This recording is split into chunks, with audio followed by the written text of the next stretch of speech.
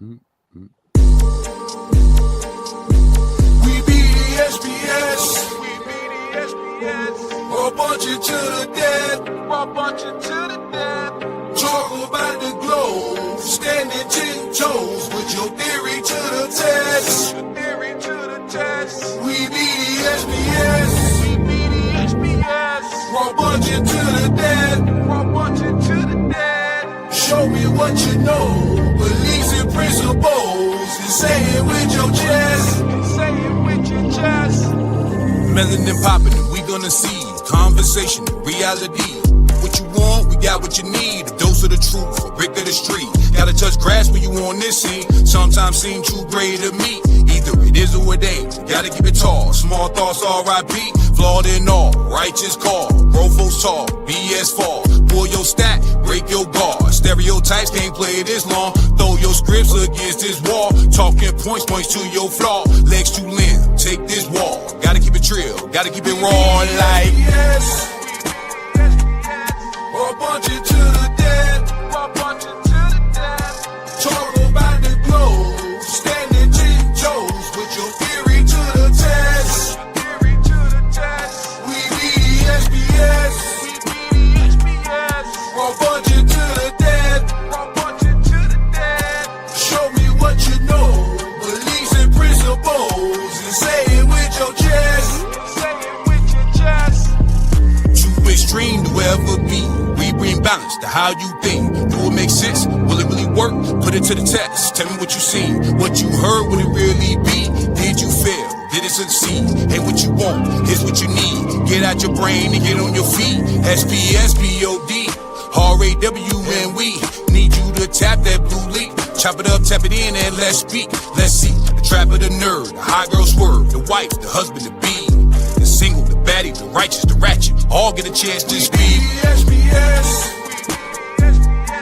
Or punch it to the death. Or punch it to the death. Talk about the globe. Standing 10 toes with your theory to the test. Theory to the test. We be the SPS. We be the SPS.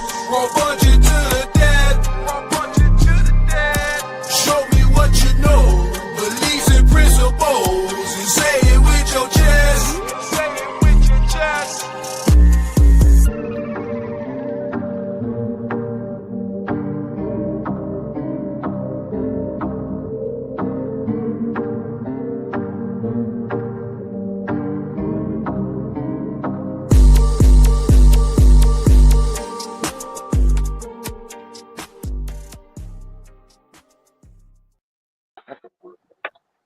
Check, check, check.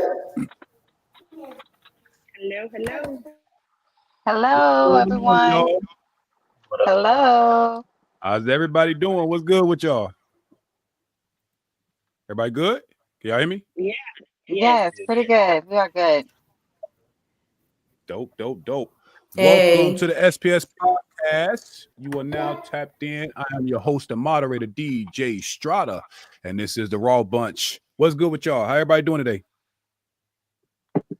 Living that American dream. I hear that. DJ, what's up with you? How you been? I'm not dead. So that's a start. Amen to that. Progress. Brittany, what's up with you? What's up? What's up? Nothing. Chilling. Counting down the work week. So look, we on Thursday. So tomorrow Friday. So we're excited about that. You know it. You know it. It's pre-Friday type shit. I like it. I like it. I like it. Kiki, what's up with you? Chilling, tired, ready to go to late. sleep. I feel you. He give me some coffee. Yeah, I think she got a delay too. What's up with you, Mo? What's up with you?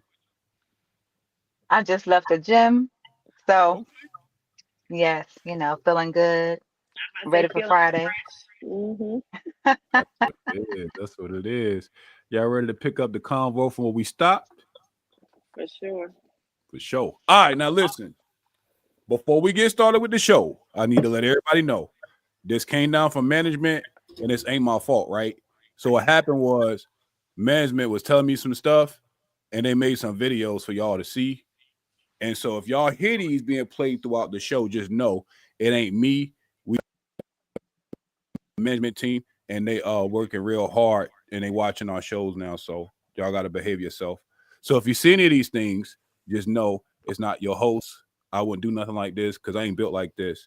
But you know what I'm saying? I do want to make everybody aware that, you know, we do got some new clips for y'all. Y'all ready?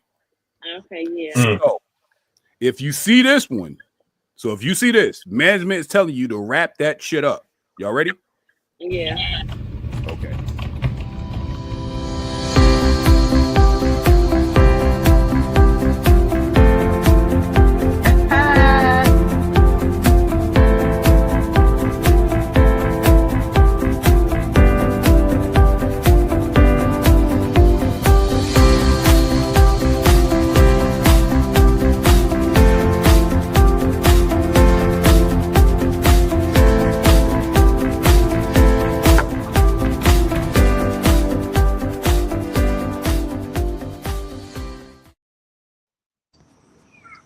And not that music with that clip, but okay.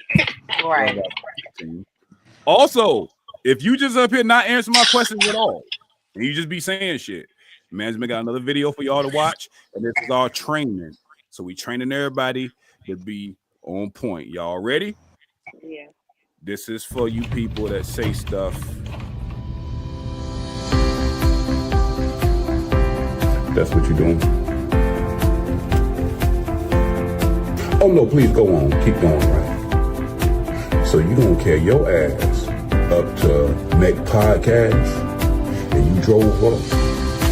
You ordered that number 2, didn't you? You got the fries, the shake, then you added bacon to that nothing burger. Why'd you do that? But keep eating it though, because we here for it, right? But do your thing.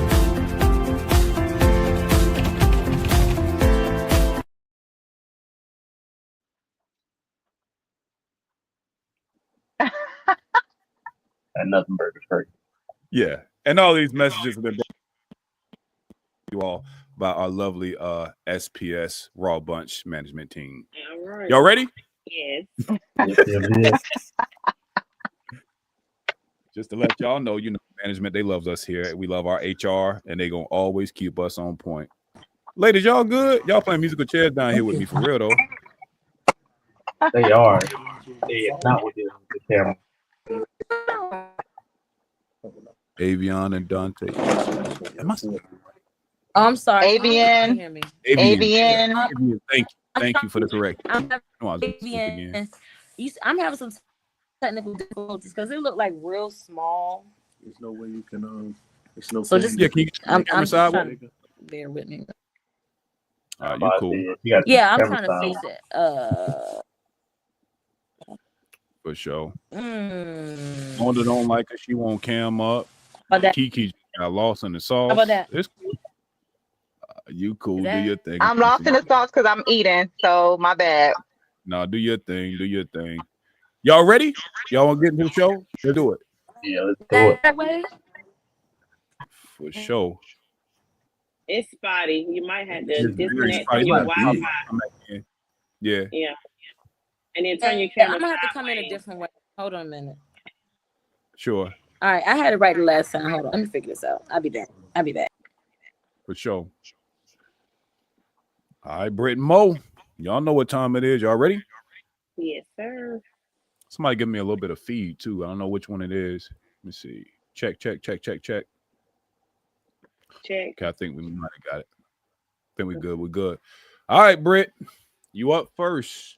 So we're gonna keep rolling through. And again, just let you all know this is part 2 of our From Single Moms to Wife show. We did a last one about a week and a half, maybe 2 weeks ago.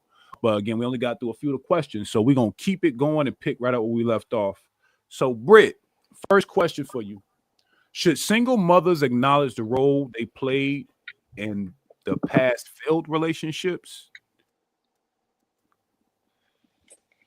I mean, if you talk about self-accountability and awareness, you have to self-reflect on what caused the relationship to fail. It might not all be her, but I mean, if she did play a part in that, then yeah, she need to take accountability of it and then use what she learned from that to move forward to her next relationship. What does that look like? What would you say? What does that look like when they're doing that?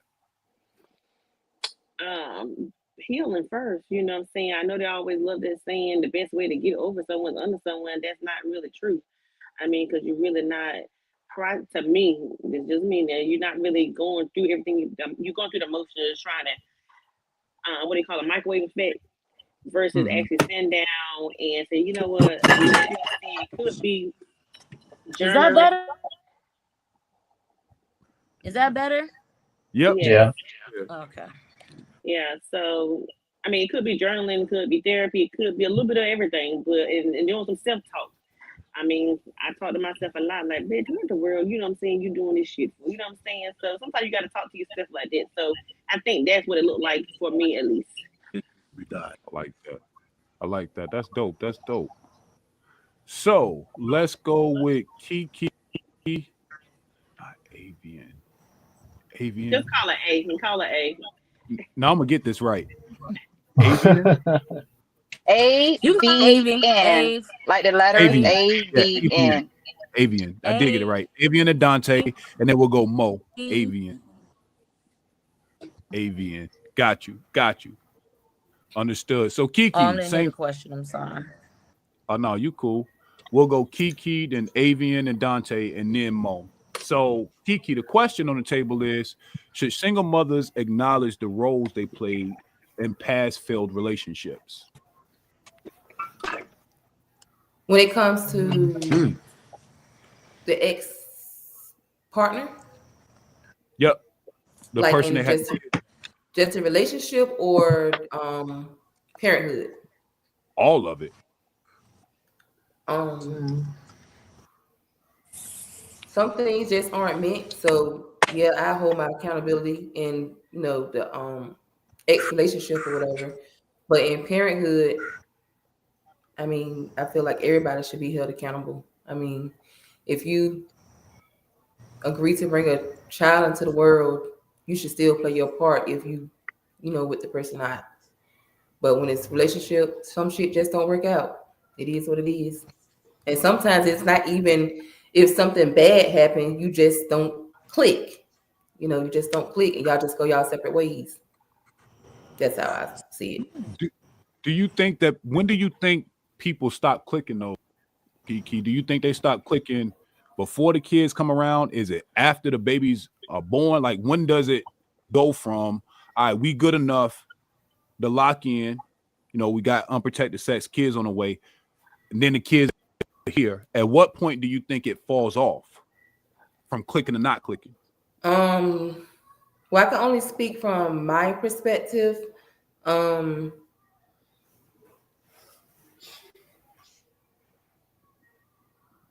think you're frozen too. You still there? I am frozen. I can hear you though.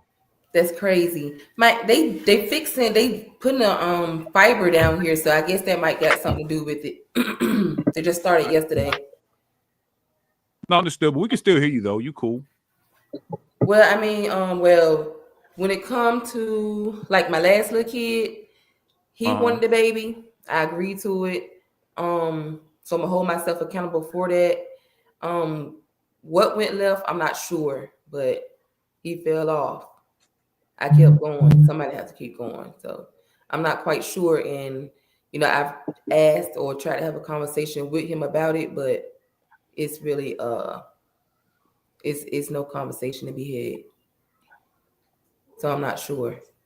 So did he fall off while y'all were still together, or did the fall off happen like after y'all broke up? He fell off for being a father. Like define fall off.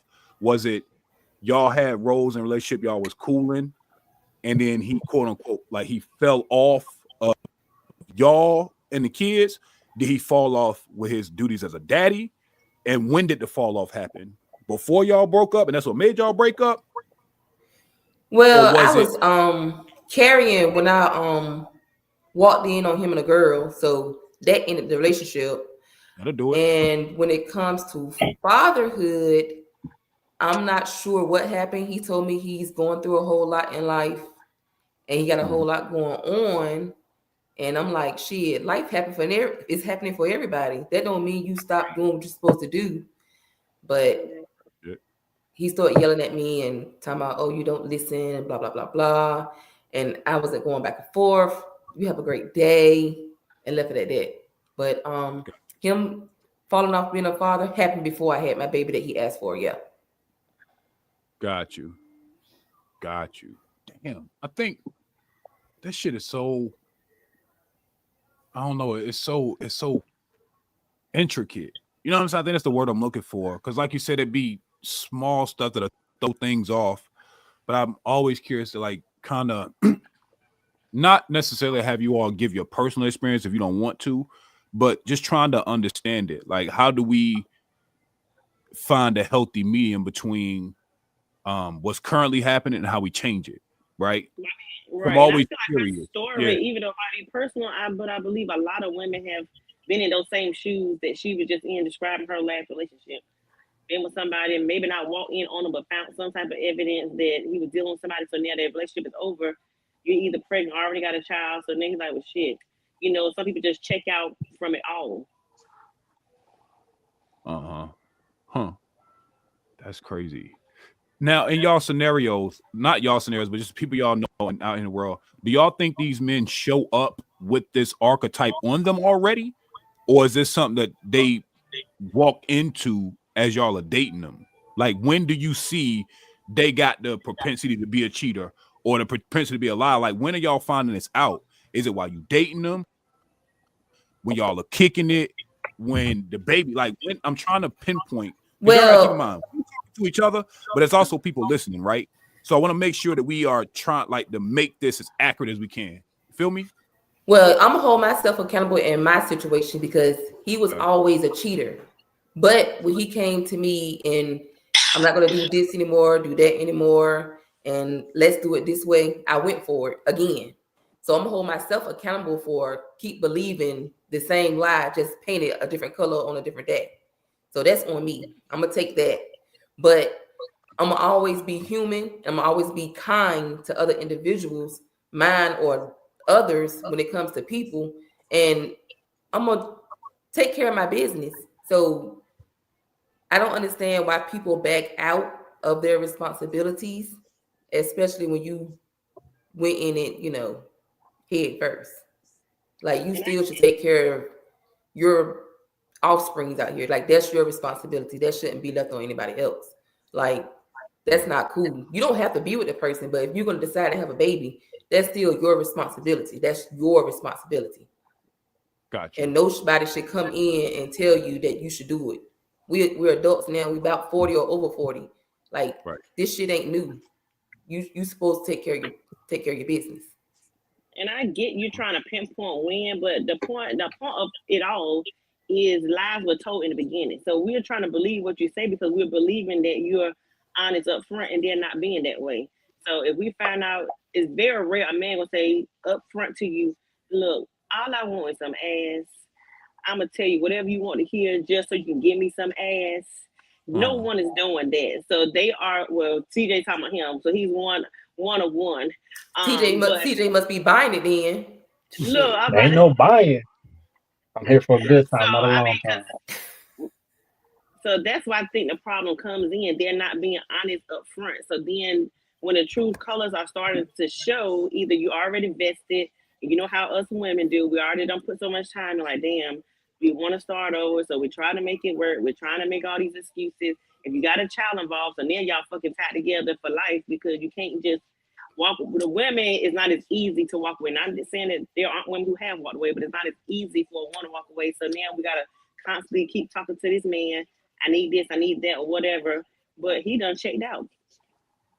But Pete, and the reason why I asked the question, or the reason why I want to pinpoint it, though, Brittany, is because, like you said, even if we're talking about a liar or a cheater as a man, I think it's important to point out when this behavior started. But you see as a child, I would say from my perspective, I was a little younger, and I knew that I knew I was going to be a single parent, regardless of what he tried to tell me. He had other children. He wasn't honest about the amount, but I knew he had other children that he wasn't necessarily taking care of. I just didn't have any kids, so I mean, I really wasn't invested in that way. And I would say we were in a relationship, so I have to say that. I think it was something that happened out of the situationship, and I mean, I gave it some effort as far as like, okay, let's try to see wherever this is going. But I already kind of knew in my mind, like I was going to be doing it on my own. And I actually had twins with this particular person. So Not me. not him. It was my first baby daddy. But yeah, I kind of knew that I was going to be doing it on my own, just based off of what he had going on. And you said that y'all were not in a relationship. Is that correct? No, I mean, at that time I was younger, like say like 24, 25. So I have to take, like I said, accountability as well, because he wanted to be with me, but I was more so like, you don't have nothing together, you know what I'm saying? As far as what I pretty much. Yeah, so I was just like, yeah. So I was like, when I introduced myself, this is my best friend. Which is a slap in the face for a man if he want to be with you. It's like, I get that, you know what I'm saying? It's like, you my best friend, you know, like I like about this. My mama say, you like some about him. Yeah, I did, but it wasn't like I was relationship status with him. But he wanted to do that or whatever. But I just wasn't there, just because the situation that he was in. He was just in the streets. He was a street guy. You know what I'm saying? Okay. And you live by the sword, you die by the sword. Right, so you saying you knew the archetype even when you went into it, Brittany? You did. I just didn't prepare. I didn't protect myself. Obviously, I should have prepared myself for that. But I kind of knew that he wasn't going to be in my children's life at that time. Right. So when he wasn't, I mean, it wasn't a shock. Yeah, because you kind of already knew, right? Based on what you're saying. I kind of knew. Yeah, and so, but that's why you know better, you do better in a situation. You know what I'm saying? Like I learned maybe because I had two at once. It's kind of like boom, boom, double. Yeah. So definitely a hit different. Yeah, so I was just kind of like, I won't put myself in this situation again. You know what I'm saying? Like I just was very adamant about not getting back into that because it was so hard. Like with two small children. By myself, I worked a lot. You know what I'm saying? I'll single mother adage or whatever. So I was just like, but I could see basically. Yes. You cutting out a little bit, but I get your premise. So you saying you knew the archetype before. Brittany, you're saying it's harder to pinpoint when, and Kiki is saying it happened while she was pregnant. Am I hearing this right? For some of them, yes. I mean, because like I said, they come in with their A game. They tell you this, they call them, they're texting, they're doing whatever to make you believe this is who they are. You know what I'm saying? Like a sheep in wolf clothing until it's time. You know what I'm saying? Well, wolf and sheep clothing in their representatives. Then their representatives. Right. Yeah, so I believed them once again. I believed them. So I mean, I'm gonna hold myself. Everybody come in with that was me because I mean, he had done show me who he was before, but when it comes to the child, he had previous children. He took care of those children. I seen him go the extra mile with those children. So I kind of believed him again, and we were already like 8 years in before I decided to have a kid with him. That's a long time. It should have been a little bit longer, but I love my little bookie butt though. Yeah, I mean, that's definitely sound like he pulled the wool over your eyes for sure. Because 8 years—that's a long time. Yeah, shit happens. So Kiki gonna keep it real. I know Kiki like, shit happen.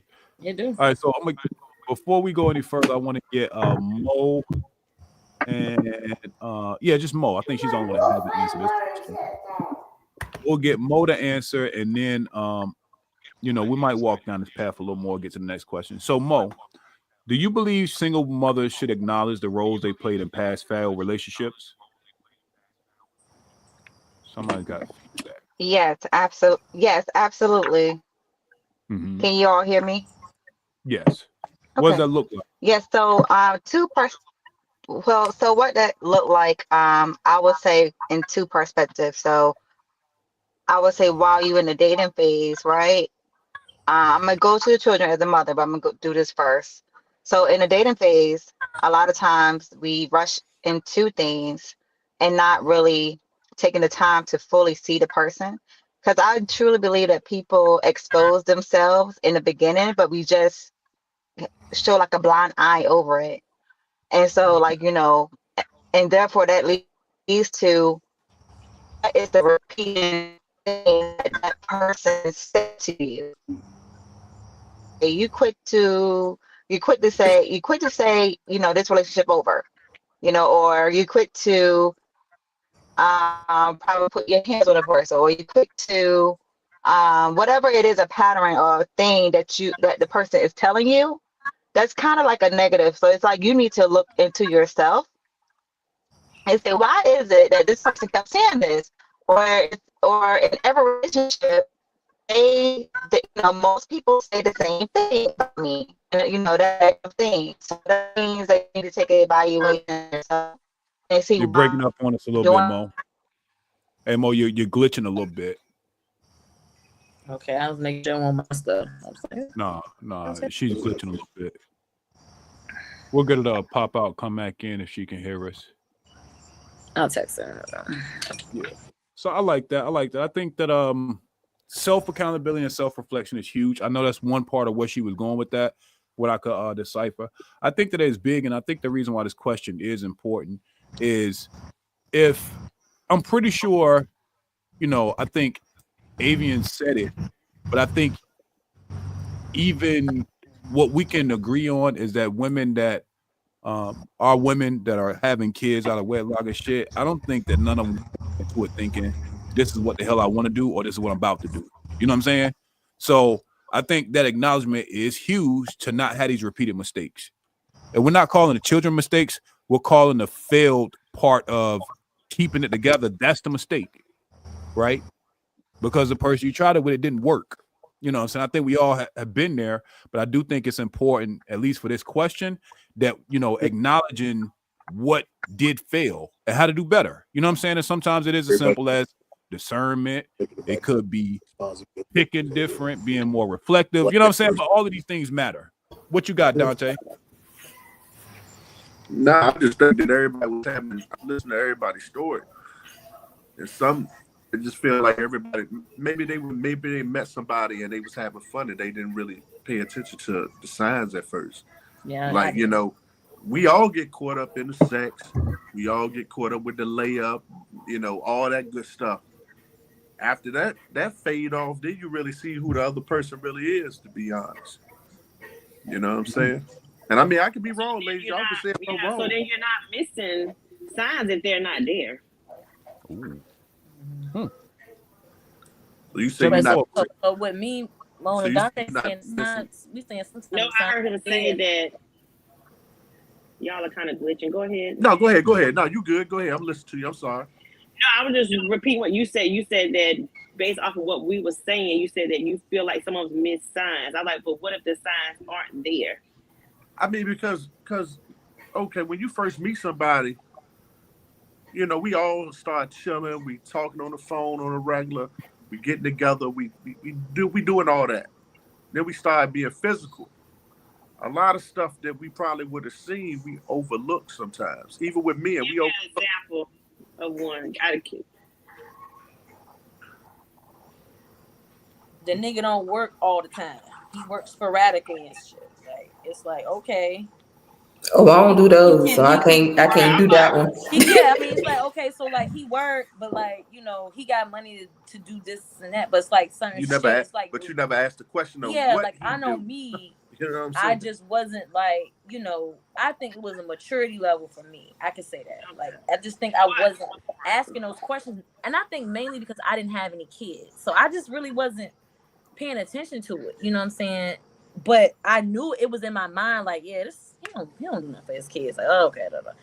And then, but I'm still putting myself in a situation where I can get caught up, but I'm not thinking like, okay, so were you at that moment, were you enjoying what he could do for you? Is that what I'm understanding?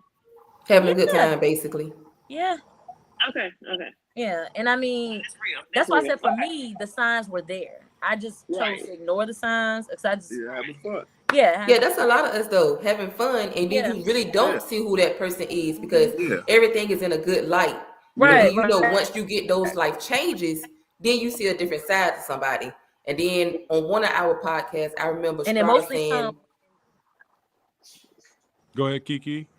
"Oh, I said I remember you saying on one of our podcasts, that our frontal tube in our brain when we are carrying or with child or whatever, that you know so of course, once your chemistry is a little off or imbalanced, then you become a different person as well. So now he's not up to that person that you have become, or somebody's mature now, they want to take on responsibility and you don't. So I mean, I get it's a lot of different stuff that can come into play, and we can all just continue to point fingers and whatever. But I also say that we start our kids young, like in teenage years, especially from what I've seen in my Black family. Little girls aren't taught to date. They don't supposed to like boys. They're supposed to do the schoolwork, go to college, do all this good stuff, and then once you become an adult, get your degree or whatever the situation may be, oh, marriage and kids. But nobody taught us how to do that. Nobody taught you how to be a That's wife. true. Nobody taught you even how to be a girlfriend. They didn't teach us what to expect from a man, or showed us how to be, show us what they expect from a man. It's just we supposed to get it all at once, and we got to make all these motherfucking mistakes before we get to the right one, if we get there. Shit, because I ain't got there yet. But agree, Yeah, even talk, me and Johnson had our trials and tribulations, but it came down to like me just not seeing it. I am come from a single parent household myself. So I didn't see it. I didn't know, okay, oh yeah, get married. I don't know what that means. I don't know what it means to be a wife. Like, I had to learn how to be a mother. I think that's more like nature. You naturally kind of pick up on that. But like being in relationships, you're right. I'm trying to break that generational curse and teach my daughters how you're supposed to date and things of that nature. But you're right. Nobody showed us how to date. It was just like, no boys, and just, go to school and just da-da-da. But it's like, come on, that's a natural thing or whatever. Whether you date men, whatever you date, it's a natural thing to learn how to treat people, learn how to date, learn what to, like you said, expect from that person how they're supposed to treat you. And it's like, yeah, I don't feel like I got that lesson. I don't know. Well, And then our little boys, as soon as they look at my little boy right now, oh, he gonna be a heartbreaker. I was like, no, don't say that about him. Like, it's like they teach the little boys to run women early on, but those same women they supposed to be running, little teenage girls and stuff, they teach them to stay away from boys. So it's like a clash. It's imbalance. It's not gonna happen. We fucked up. I got two follow-ups for y'all. We fucked up. First follow-up is, what advice would you give your younger self prior to your first kid? That's question number one. That's deep. The advice if I can go back,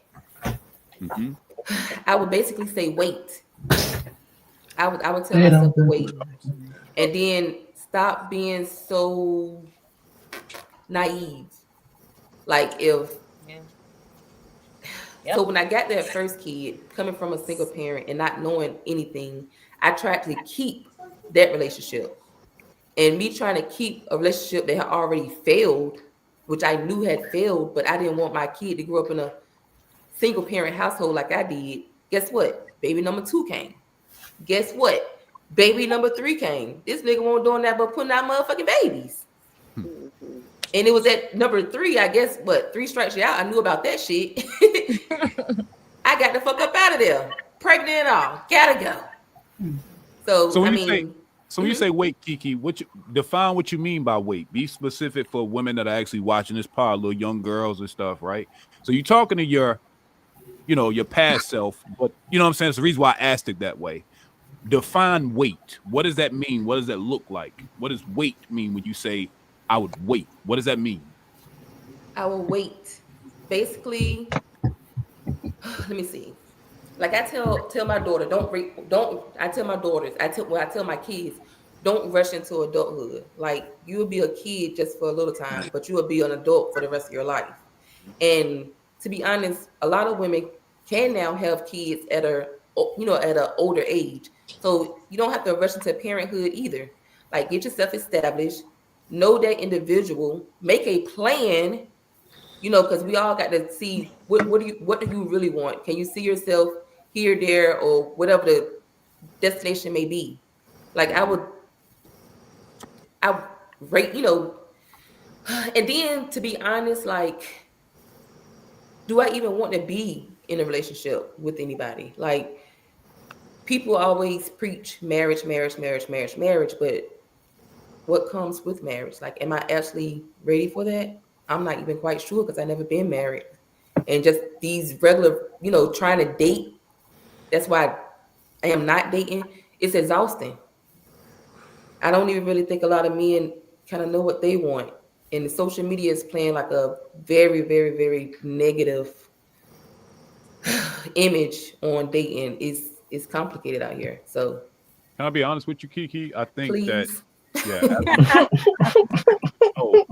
gonna be the real, man. I think that there's such a value that you'll find when you find a man that's gonna merge and bring that house you already got. When he puts that thing together, the structure, his ideals, the guidance that he'll put on the structure you already have to have by yourself, it's gonna make it easier for you, put you in a different disposition, and give those kids another element of parenting that it ain't always gonna be on you. So I think that the value is in that other person. And I don't think anybody that's had kids or done it co-parenting or you currently doing it, I don't think nobody would disagree with that advice. Is that it's easier. You have someone that you can lean on. It ain't just you no more. Yeah. And they like you are. So although the value might not seem like it's there because you're single and you're out here trying to date and it ain't working, I promise you it will when you find it. Go ahead. What you got, Dante? I said I'm agreeing with you. When you run into the right one, you will know. We all talk, even from a man point of view, we talk bad about women too. Like, hey, man, God, I done ran into this one. I thought she was right. She won't right. You got to play the game until you find that right one. Like, you can't. I heard different people always talking about, I never get married. You can't never say never. Can't never say never. That's a bar. I would tell my younger self, stop being so free with your future. Like you giving up your future so freely. Like you said, being naive. You know what I'm saying? Just like, okay, you're not even thinking about the repercussions of this. You know what I'm saying? Of like, okay, yeah, you having a good time and everything, but you being real free with your future. Like you have a lot of life to live. I know for me, at young, I had started having kids at like 24, 25. But even that's out of college, you know what I'm saying? I get it, out of college and everything, but still you have so much life to live. Like you said, like give it some time, baby. Like you being real free with your future. You have things that you may want to accomplish or things you may want to do.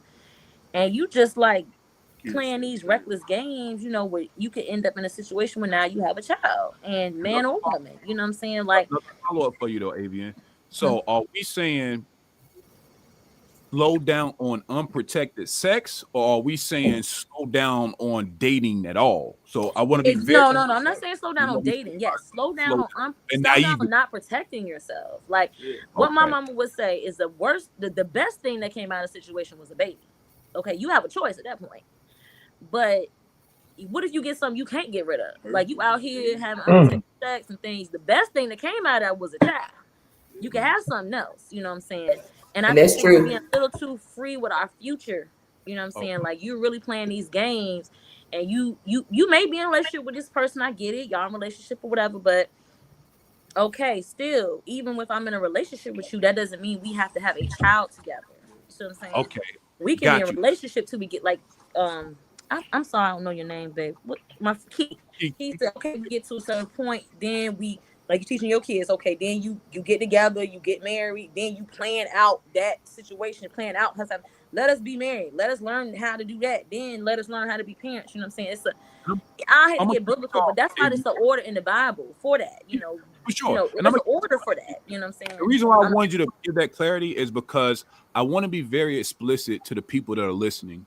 And I think that what normally happens is when we're talking to our past self, there's overcorrection. I'm not saying y'all did it, but the idea is that you're telling your kid or your daughters to be monks or to not date. And I think that two things have to happen in concert. You have to use that relationship muscle through male friends, getting the perspective of men, and date healthily, but protect yourself at the same time. Meaning every boyfriend ain't got to lead to a kid. But I do think it's important to tell women, or what I would say is that not having sex doesn't mean you're not dating and understanding how to deal and work with men. Because if we're telling women to hold off, you too young, then I think you run into a situation where we have older women. They might not have babies, but they don't know how to maintain a relationship because they've been waiting. You feel me? So I just want to make sure. I didn't say don't date though. Yeah. And that's why I know that's what you meant, but I wanted to ensure that we said that out loud. Oh, okay. Right? The inferred part out loud, because I know that's what you meant. Is dating, but being a little bit more safe and careful on the sex side. Mona, same question. What would you tell your younger self prior to your first kid? I would tell myself, if you just so happen to have unprotected sex with a man, doesn't mean that you are required to stay with that man through the difficulties that truly affect your mental health, your physical health, your well-being.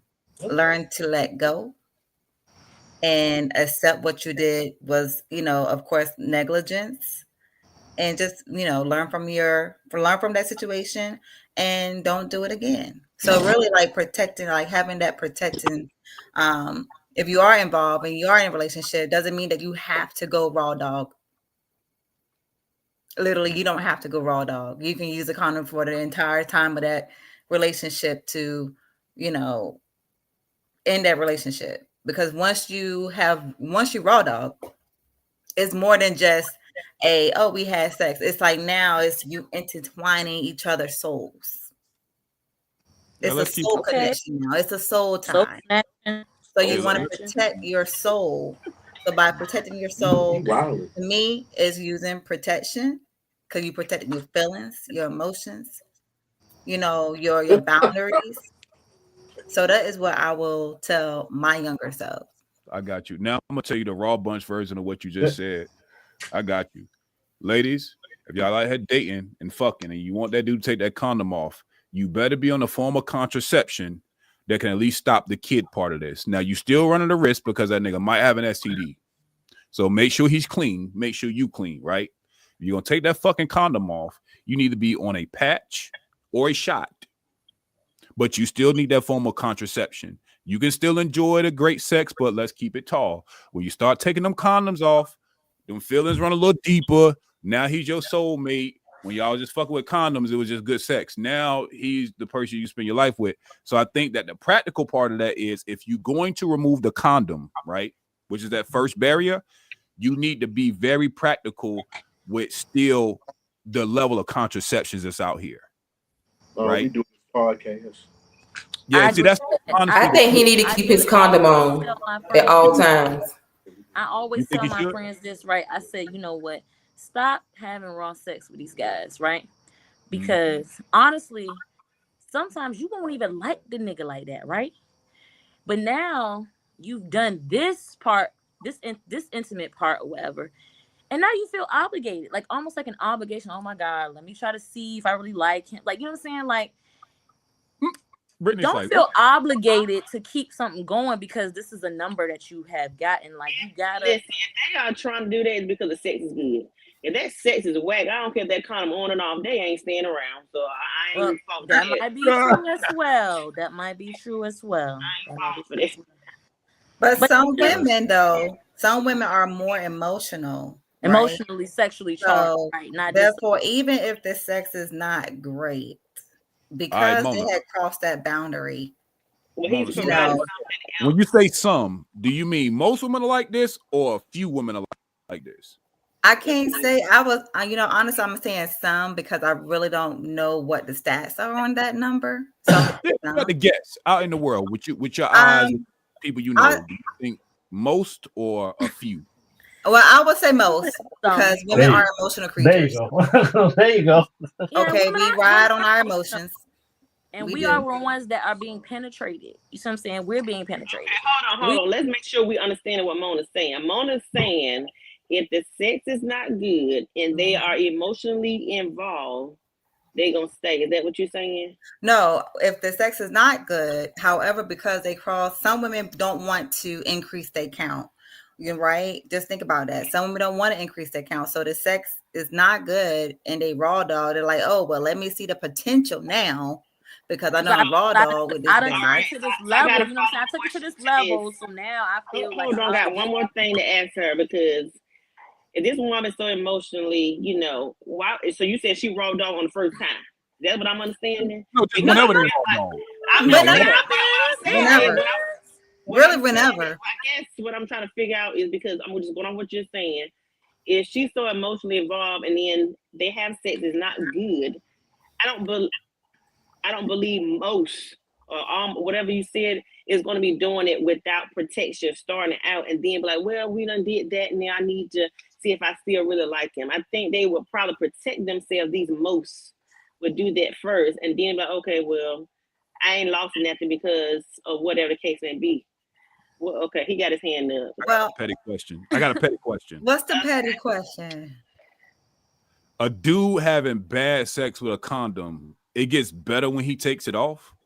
No, it's just bad. She said Kiki said, hell no. Don't get it off, nigga. And he probably won't even get it the second time because you only get one try. When we do that and take that step of having raw dog sex, it's like, oh my God, now I've done this or whatever. And raw dog, yeah, raw dog. I've done this. Now it's like, damn, oh my God, like that's interesting. So y'all let me try to figure it out. If I let him hit and quit, like, well, if I hit and quit like that, I feel some type of way. Like that. It's like when you are an emotional woman about something, a lot of women are emotionally charged with sex. I'm just saying, I feel like at least if you protect yourself, there's that barrier there where it's not like, because I feel like when you raw dog, I feel like there's a little bit more intimacy involved with that. Right, and you need to stop getting tricked by it. That's why we should teach women to always protect themselves. Why do we have to keep going to get on all these contraceptives against our bodies instead of protecting ourselves and he protect himself? So then we won't have no more baby daddies and no more baby mamas. But they do have a plan B now. So if you do have unprotected sex, then just so happy you're not on birth control, go ahead to the pharmacy and get a plan B. Everybody got all that money to plan B. Condoms are the cheapest thing. I have plan B. It is, but just in case, because we are it's cheaper than having the kids. That's a fact. But I'll say this too. I'll say this what you just said, Kiki. Here's my response to what you said, because I understand the point, but I'm thinking that the reason why the onus would be on you all with or without a condom is because you're going to have to make the decision when that test show positive. No, he can make the decision to back the fuck up out of there. Don't be getting up in there trying to shoot up everything. No, back your ass the fuck up out of there. Your life can be fucked up always too. You get the wrong one, you need to make the decision to put the condom. That's your dick, not mine. Right. This is okay. So dudes always say you picked him. And it's the same thing with the dude. You picked her. You're right. Because if you knew that you ain't want to have no baby with her, why the fuck is you shooting up the club? Back your ass the fuck up out of there or put a condom on. Being young and dumb. Being young and dumb. And some of us is old and dumb. My last one was at 30 dumb. Yeah, just being dumb, period. Yeah. But so that's what I'm saying. All on both sides, protect yourself. Okay. Always protect yourself. And then when you do have unprotected self, it's because the emotions are high. And you feel like, we having raw sex, so we really there. And we ain't no fucking where. And yeah, that's something for women. We feel like we there. To destruction. We are there, but the man, he might not be there. And but we might not be there, but we shouldn't be there because he ain't there. We got to be there together. Depends on so watch this. I'm about to carve a path forward based on y'all logic right now. So based on what I'm hearing from y'all, raw dog sex mentally takes y'all to another level, right? Correct. It takes everybody to another level because Right. first thing, she let me hit raw. All right. So let's walk to the next step. So if we know that this is what's happening, would the next logical, practical advice be you shouldn't be raw dogging until you at least his fiance? Exactly. You're absolutely right. You're right. Because raw sex is very serious. It's very serious. Let's back up because some of them ain't even in relationships. So maybe at least be in. And that's what I'm saying. At least raw sex is way too serious to be taken out. Learn from me. Yep. That's it. Yeah. I'm trying to walk down, like I'm really walking. But I mean, I don't feel like you have to be engaged because I don't feel like everybody's end game is marriage. Everybody don't. They might, but if you don't want to be a baby mama or baby daddy, then you should not be having raw sex. Yeah. And definitely be on birth control then, or he can go get a vasectomy. Okay. But that's what I'm saying. The condoms is the cheapest. He might want to he might want to be a father one day, just not your baby father. It's reversible. He can reverse it. Nobody ain't got no money. Ain't nobody trying to get done the first time. Health insurance. And that's not even a guarantee. That's not even a guarantee. Just protect yourself. You ain't got to be doing protect yourself. Ain't nobody touching, slipping, not the baby nothing. was the easiest thing to get because you could get something that your black ass can't get rid of forever. At least I got a baby. I back fuck on. But you know what? If you are in a relationship and you choose to remove the condom, then I think both parties need to have an STD check. Like request, like, hey, can you go get an STD? Test even before you even like remove the condom, because like let's say keep her a buck. If you're doing oral on someone, who have a condom on, who have a paper shield on the vagina when you go down on a woman. So you should definitely have an STD test done before encountering any type of sexual relationship or situationship with anyone. Well, yeah, that's important. Yeah. Who suggests that though? How does this go in a real relationship? The person that care about themselves. Who care about themselves? Who should care enough about yourself? I care enough about myself. I would say I care enough about myself to ask for that. Well, a woman usually have their STD results anyway because we go majority every year. Mm-hmm. Do y'all require the men y'all with to do the same? Yes, I was single, I definitely would. And the younger me, in mass, in mass. Now take it off, y'all. Let's talk about the world in masses. That's what's happening. I would say that's what's happening, but that's what needs to happen. That's why. But guess what? In Bert T, it needs to happen. Okay. Girl, it's not happening. It's very rare. But this is my thing. You testing the fruit. A woman and a man will still respect the other person for saying that. I feel like that if I was single and a man said, before we even take it there, I need you to go ahead and get your check. I'm not gonna be mad at him for that. He's protecting himself. Why would you? He's protecting himself. You know what? If a woman asks a man to get an STD test done before they, have sex, whatever. They dating, they in a dating phase, whatever. It may not be something that's serious, but they dating. And a woman asked that man for a STD, hey, can we both go get checked to make sure we both have a clean bill of health, whatever. If that man have an attitude about it, to me, that's a major red flag. Like, you know what? I'm good. Yeah. I'm good. I'm gonna go ahead. You don't have to get one, but however, I'm not fucking with you. And leave him alone. That's just a major test right there. Do you love yourself enough? Right, because you don't want nothing make from sure me. I'm clean. AIDS don't have a look. The highest case of AIDS is black women, right? The highest case of AIDS in the United States is black women. AIDS don't have a look. Herpes don't have a look. None of this stuff has a look. You don't know what you're doing with who you're doing it with. And I would respect somebody for coming to me and saying, you know what? I feel like we getting to that point. I think we should go ahead and get checked together because we want to take it to the next level. And honestly, if you want to be sexually free with a woman and you want her to be her biggest, freest self, take that anxiety out of her mind. Take it away from her. You know what I'm saying? Especially you including oral sex, right? You can still protect yourself, right, with a condom after the fact. You get STD checks, whatever. But if you're going down on each other, who want to have gonorrhea in the mouth? Gonorrhea in the mouth and a bullet in their ass. Okay.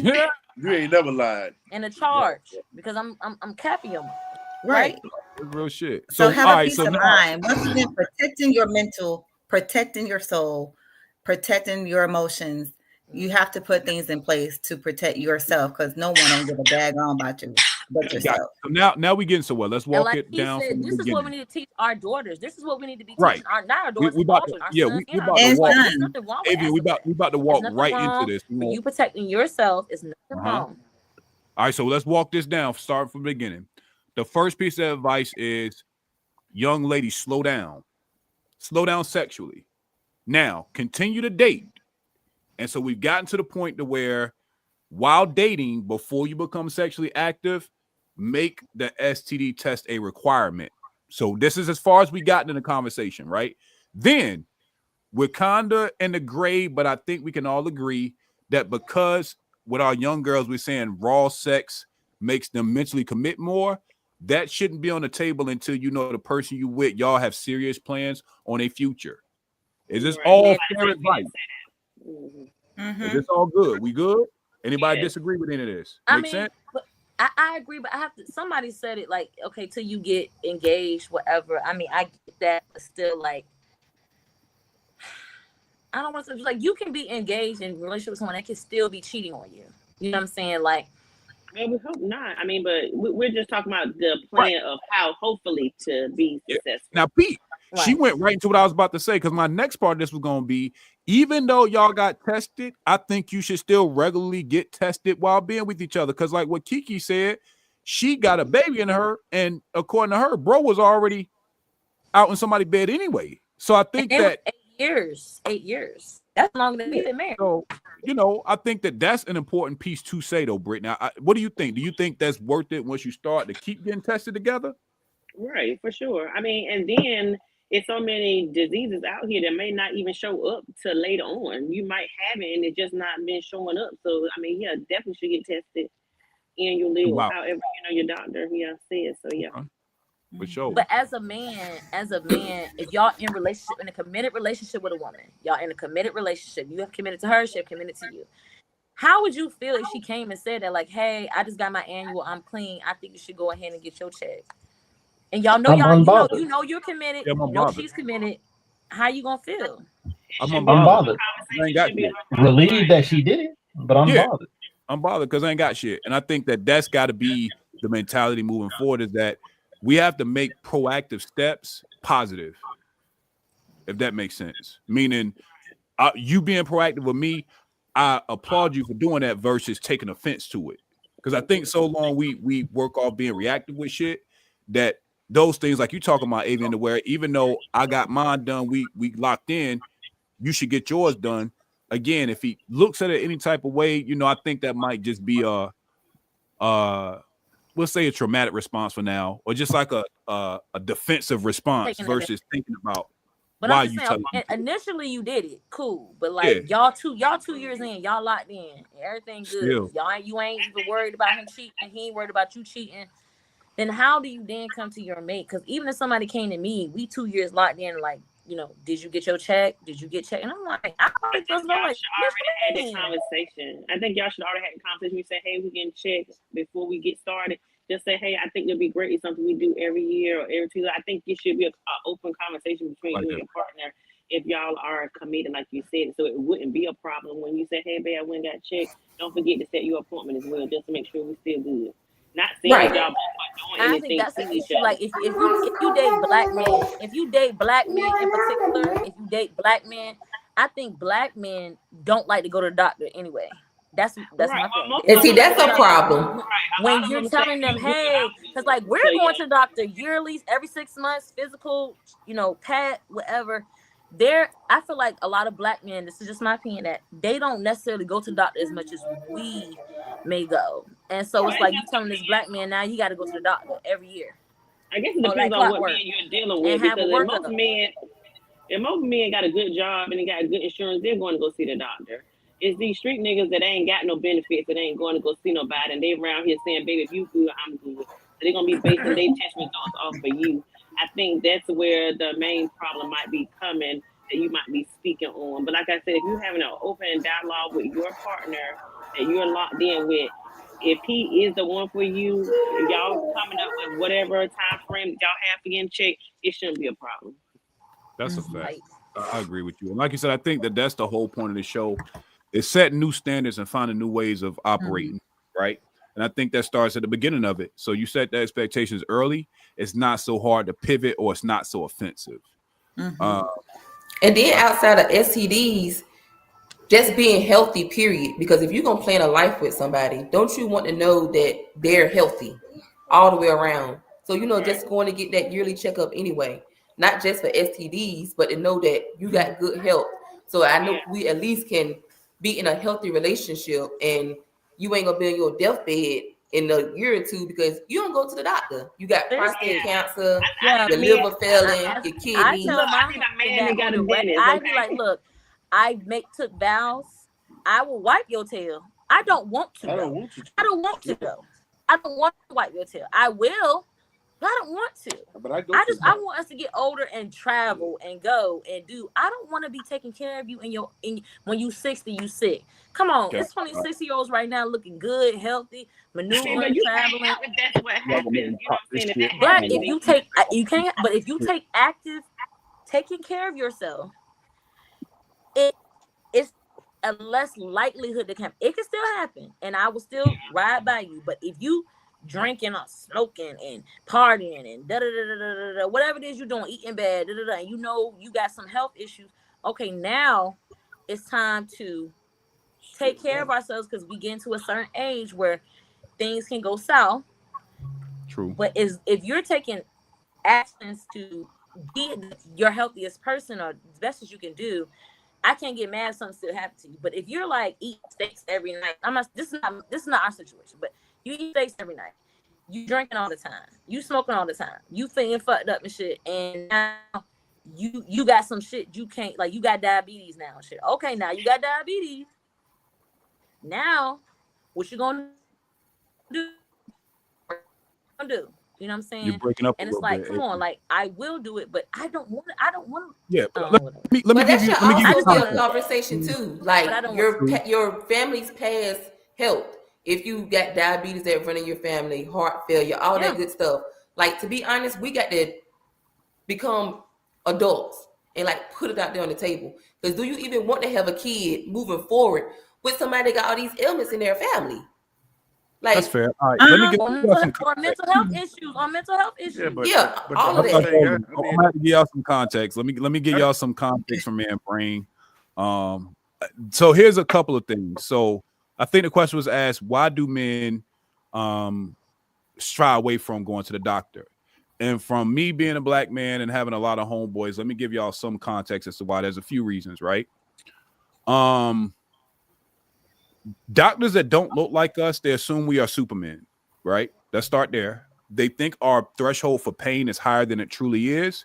And most of the time, when you're going in because you're in pain, you're treated as if you're interrogated for drugs that they pass out freely to white people. That's one aspect. Aspect number two that makes it tough for black men is, although even with good insurance, your copay is lower, right? If you got great insurance. The other piece is there's a bill based on what you got done that adds up and over time will fuck your credit up from these simple checkups. Now, I think that because with women, y'all are acclimated to this a lot sooner because you all have to have your annuals. I think that for most men that I know I know well-off men that really don't fuck with the doctors, and that's one of the main things they tell me is me going to get my physical. Yeah, the copay might have been $10, but now I got a $700 bill because they decided to run a CT scan from top to bottom. That's like, where the fuck did that come from? Like, I'm telling you, there's something. Like, I'm talked to multiple black men that say the same thing, is that based on how the work is being coded, right, and the doctors and during your visit determines how much of a bill you get that isn't covered by insurance. So that's just one of the things I've heard from actual black Well, men. as of 2025, medical bills do not go on your credit. Still a bill, and they will definitely get now the medical. Now this is where it gets funny.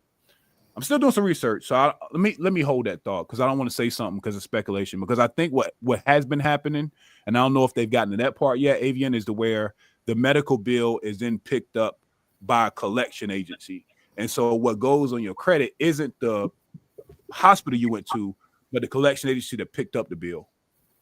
But even if I want to go But to I'm the not doctor, sure. you Yeah, question, you cannot collect Yeah, that's on it. medical bills. You can't collect no medical bills no more. You can't. They can't put that as a judgment against you anymore. So you can rack a medical, they can sell it, but it's not like a judgment on your credit. It's just not. It's not anymore. But it's still a But I mean, collection. I'm and if not you're saying, trying to get shit, it's gonna be hard I'm to not giving get. the advice of racking up medical bills. But what I'm saying is, if something's going on, Something going on. go to the doctor. Oh yeah, for sure. We agree there. You know what I I'm was just saying? trying to give y'all the context as to why you got black men that are hesitant. But I said I've been. Well, black men. Well, that's the same thing for black women too, Strala, because like some doctors, especially white doctors, they don't listen to black women, especially when they're giving birth. You know, our fertility rates in black women having kids are higher than any race out there because they think, you know, like you said, they think we can tolerate pain more, or we're just trying to get high and shit like that. So yeah, I get it. But my OB was black with all my kids, so that was a blessing. And anything I said, that motherfucker went running. So and I make sure that I have a black female doctor. That's my preference. I make sure that I wanted a black female. And honestly, she's African. She's Moroccan, so she's not like necessarily. She don't look black, but she's African. You know what I'm saying? And she is a black female doctor. I just had to have that as a stipulation for me because I feel like everybody don't listen to us. Well, and they don't understand us and our bodies. And okay, you overweight. Okay, but I got hips. I got booty. Like, am I really? You know what I'm saying? Like, keep it real. You know what I'm saying? Like, don't they understand, but they just don't want to. Like, it's so many trials they done had on black people that didn't even know they was participating in a trial. It don't make no fucking sense. And even when you have a baby and you on Medicaid, they have you sign this particular waiver to say, can we test your liver? I remember that specifically. I had Medicaid, Medicaid, whatever, when I had my girls. And they gave me this thing, this paper said, okay, well, when we do this particular procedure, we're going to test your liver. And I'm like, test my liver for what? For what? Oh, but this is a study that we doing, blah, blah, blah. And I'm like, well, I don't know if I want you testing my liver, but okay, I'm getting this free medical. So it's like, okay, well, me being, I'm just signing because, okay, cool. I need this free medical and it had this baby for free. You know what I'm saying? But at the same time, you're testing my liver for what exactly? And nobody could ever really explain it to me. So I'm just like, okay. And they look at us and we have Medicaid or whatever. And they just doing whatever they want to do. That's a whole nother topic. We can go for days on that.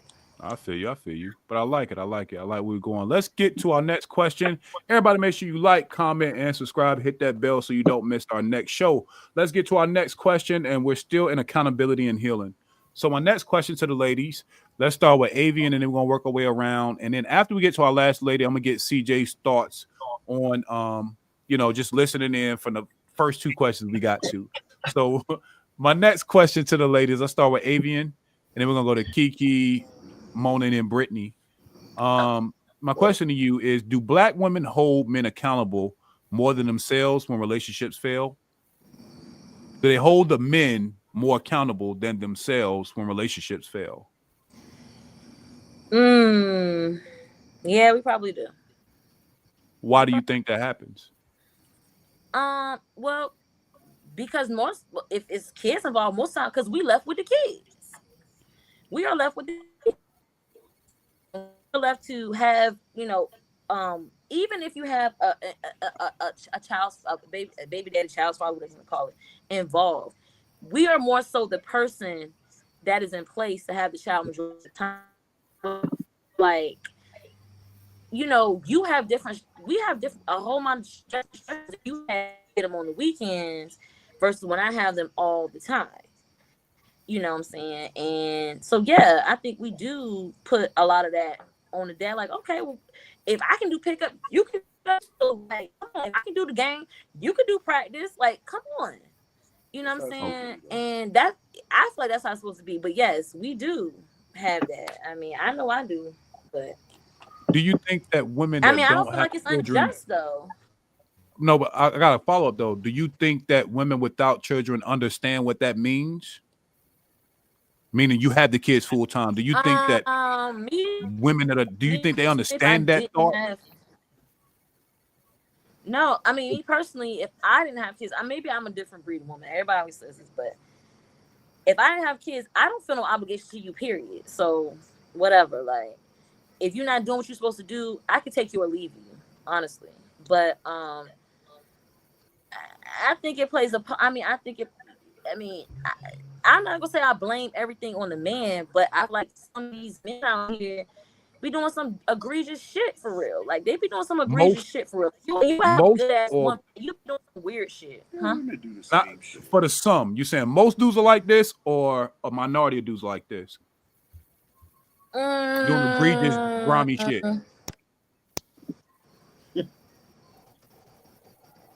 Both. A lot. Most? Some. I don't know what the number is. I mean, okay, 60 to 40%. 60% to 40%, yes. Because So I you feel think the like majority dude, like doing grimy black shit? men do be they I mean, I'm not trying to shit on all my brothers. Keep it real. I know it's some good men out there. But look at some of y'all friends. Look at some of the people y'all talk to. And some of the shit they say, you be looking at them sideways like, nigga, what? You know what I'm I saying? still think that's a minority though, because I think that most black men don't even have kids. Yeah. That's a lie. Somebody That's not a lie. That's a fact. Most black men. That's a confirmed fact. Yeah, most black men don't have kids, yo. What do you think about that? Do you think it's the same nigga doing trifling shit over and over, or do you still think a massive amount of black men are fucking this up? Yeah, there's more women with kids. I think there's a men. massive amount of black men that are fucking this up, kids or no kids, because several instances, and the women can hold me. It's like, you know, mommy issues, is freaking don't want to work, is think women supposed to cater to you, want to controlling issues, or you know what I'm saying, it's a lot of different things that you can run into out here. You know what I'm saying, like a man that don't want to build with you, a man that keep a lot of secrets, a man that want to go Dutch all the time. It's just weird shit that I feel like I be hearing more so from women than I hear from men. Now, I'm not saying men don't have some weird shit going on, but I'm just saying more so I hear it coming from women, and not necessarily. I have a lot of friends. It's certain women I feel like are good women, and the things that I hear they go through, it's just weird to me. It's like, you a good woman, you submissive, you clean, you cook, you fuck, you all this shit, and this nigga still being weird with you. I don't get it. Like, get it. And I think it is our culture. Somebody said something about the internet. This culture of the internet of women supposed to be this type of way. I don't date black women because they got smart now. Blah blah blah blah. Like, you know. So I do feel like, and honestly, I feel like it's on the man, because the man sets the tone. If I'm dating you, you set the tone. You show me how I'm supposed to move. And you, as a man, want to be this big leader and want me to submit to you and follow you. Okay, you set the tone. So what you do is what I'm going to do. But Pete, though, even with That that last statement is crazy. Yeah, I start saying, even with that logic, to me it still don't track, because at some point we all know that when you start getting pregnant, you're gonna have to be there regardless. Can we agree there? Yeah. You can't opt out like he can, even if he ain't shit. Yeah, like, you know what I'm saying? The woman can't opt out. I can opt out. You can, right? But what I'm telling you is, in the scenario we're talking about, to where most of the women have opted in to the single mother, right? So again, at the point when you realize he ain't shit, it's not like they're deciding, okay, I'm gonna get an abortion, right? Because the kids are still here. So I think that's where it gets a little tough or rocky with me, because there are multiple decisions that are made after conception that still puts us in a scenario we in as a people. You see what I'm saying? Like, you getting pregnant is step one. Like you said, you can choose to abort, right? But I think that, to y'all point, if y'all saying raw sex increases the seriousness of it, then if we're gonna take abortion off the table, let's say we're taking it off the table, then again, everything leading up to the pregnancy, y'all have way more autonomy in real world. Now we can say, okay, dude, you can decide, but we know the dude ain't really got no autonomy in that. Because if a dude say you would be surprised. You would be surprised at how much the man has autonomy in that. How he, I don't think so. Especially maybe if you already have a child, you would be surprised how much that man can have an influence on that decision that you make as a woman. because, like, I mean, he might have some influence, but at the end of the day, the woman has to finally say so. How many niggas we know that has told your girlfriends or anybody in general has said, I don't want you to have this baby, and she's like, no, I'm having this fucking baby. Guess what, bitch? That's your baby. That's not y'all baby. It's your baby because he didn't want it. You know what I'm saying? I'm gonna tell you like this. It's 50-50 for me. I have some friends that have had the baby. I mean, me and some other of my friends, we done had the damn baby. And I have some of my friends that have literally not had the baby because I don't know how they grew up. They're I call it precipitating factors. They're precipitating factors that led into this decision, but maybe they felt like they just wasn't in position to have the child or whatever. I don't judge. I just be like, whatever, makes you happy and live your life. But I feel like the man is the one to say, I'm not want to have a child. I'm not ready to do this. I don't want to do this. Right. Even if he say that, the woman still can say, well, guess what? I'm still having it. That's that's the whole point he's trying to make. That at the end of the day, they can't take us to court and say, Judge, I want her to terminate the pregnancy, make it happen. No, it's not going to be that way. So as us women, we have to take accountability. We already know we're not financially stable to take care of a child, and damn it, scrape up $200 and go see the damn doctor because you can't even, and if you, or 600, okay, if you can't even handle 600, how the hell you gonna handle daycare? Because I know daycare about 1,100 every 2 weeks. Diapers, milk, doctor visit. Don't let the baby be sickly. You know what I'm saying? Don't let you have two. Don't let you have two at once. There you go. Double. You know what I'm saying? Time 2 by everything. So I just think we need to take more accountability to that part of it. I think that's what Strider was speaking of. And that's true. Make them put a condom on. We do need to take responsibility. I mean, now granted, I get what Kiki's saying, put a condom on, but again, as us women, it is our body that's going to go through this 9 months or whatever, all of that. We got to also take accountability. Like, we know we don't want kids. Yes, he put a condom on, but we also can take measures to protect ourselves. And then, like Mona said, if you're not on birth control, they got Plan B or whatnot, $50. Again, if we can't afford $50, we don't need to be having kids. You know what I'm saying? We don't need to be engaging activities that could lead to kids. So, yeah. Well, you know what? Some people don't have the abortion because of their own religion beliefs. So, most or few. Most of you. I'm gonna go with you. It's serial killers out here, so it's a few. Okay. Few. So, okay. No, you didn't, Brittany. No, you're right. You said serial killers. Did it have a heartbeat or not? I don't know. I'm just joking. No, I mean, and if it did, the Lord is still I don't judge. I feel like I'm pro-choice. Do what you want, but I feel like you do not use. I'm not judging abortion as a form of birth control. Abortion is not a form of birth control, but you do whatever you want. But like you said, I don't think that's what you need to do. Okay. Yes, but once again, take that Plan B, so you don't have to go to go get a Bobo. So I mean, it's pregnant women that take Plan B. Okay, take that. So what about so can we really actually afford birth control? Like, how much is birth control? Free. If you got Medicaid, it's free. I think it's free. Okay, but we're saying people that don't have the cost of birth control, it's what it does to your body. That part too. So what is it going to cost you long term? A lot. It costs me my hair. It costs me headaches. It costs me to gain 86 pounds. It costs me heavy bleeding for a whole year. I have fibroids. I have everything negative that came along with birth control. Terrible for you. I got it. For you. But Pete, I agree. Now, we're going to say that the medicinal part of birth control is terrible. Then the other thing is you got to stay abstinent then. But Strata, I just been saying that. There's no hurt in being abstinent. There's no hurt in abstaining. Because the hurt that you experience after the fact, sometimes you got to just learn. I'm 1 year in, and I'm so proud of myself. Tired of kids. Tired of kids. 1 year She's talking about something I'm tired of kids. Because I bet you can think a lot more clearly. Yeah. I think that again. You need me to send you some batteries, baby, because I'll send you something, man. What you need? Oh, you still got the rolls, Brittany? You still sell the rolls? I got it all, honey. Y'all let me know I'm the plug. I got it. I got whatever you need, honey. Okay. Nah, don't be cheating yourself like that. Ain't enough about that physical. Oh no, yeah, I'm good. Brittany, if you need some, intimate toys for your restraining from sex. You can get there, but that's not the intimacy. We as women, we really crave that intimacy, that connection. You know what I'm saying? We can get there where we need to be. Well, We can Kiki get where we is need to be. reserving that for the right one, because that's the problem with us now. We're getting that intimacy from the wrong one. Wrong. Yeah, because And now with it baby daddy, and they don't he walk took away. me there every time. I went straight to heaven with God every It time. was ecstasy. It High was five. the stars aligned. Y'all ain't I'll tell you right. that. Y'all ain't right.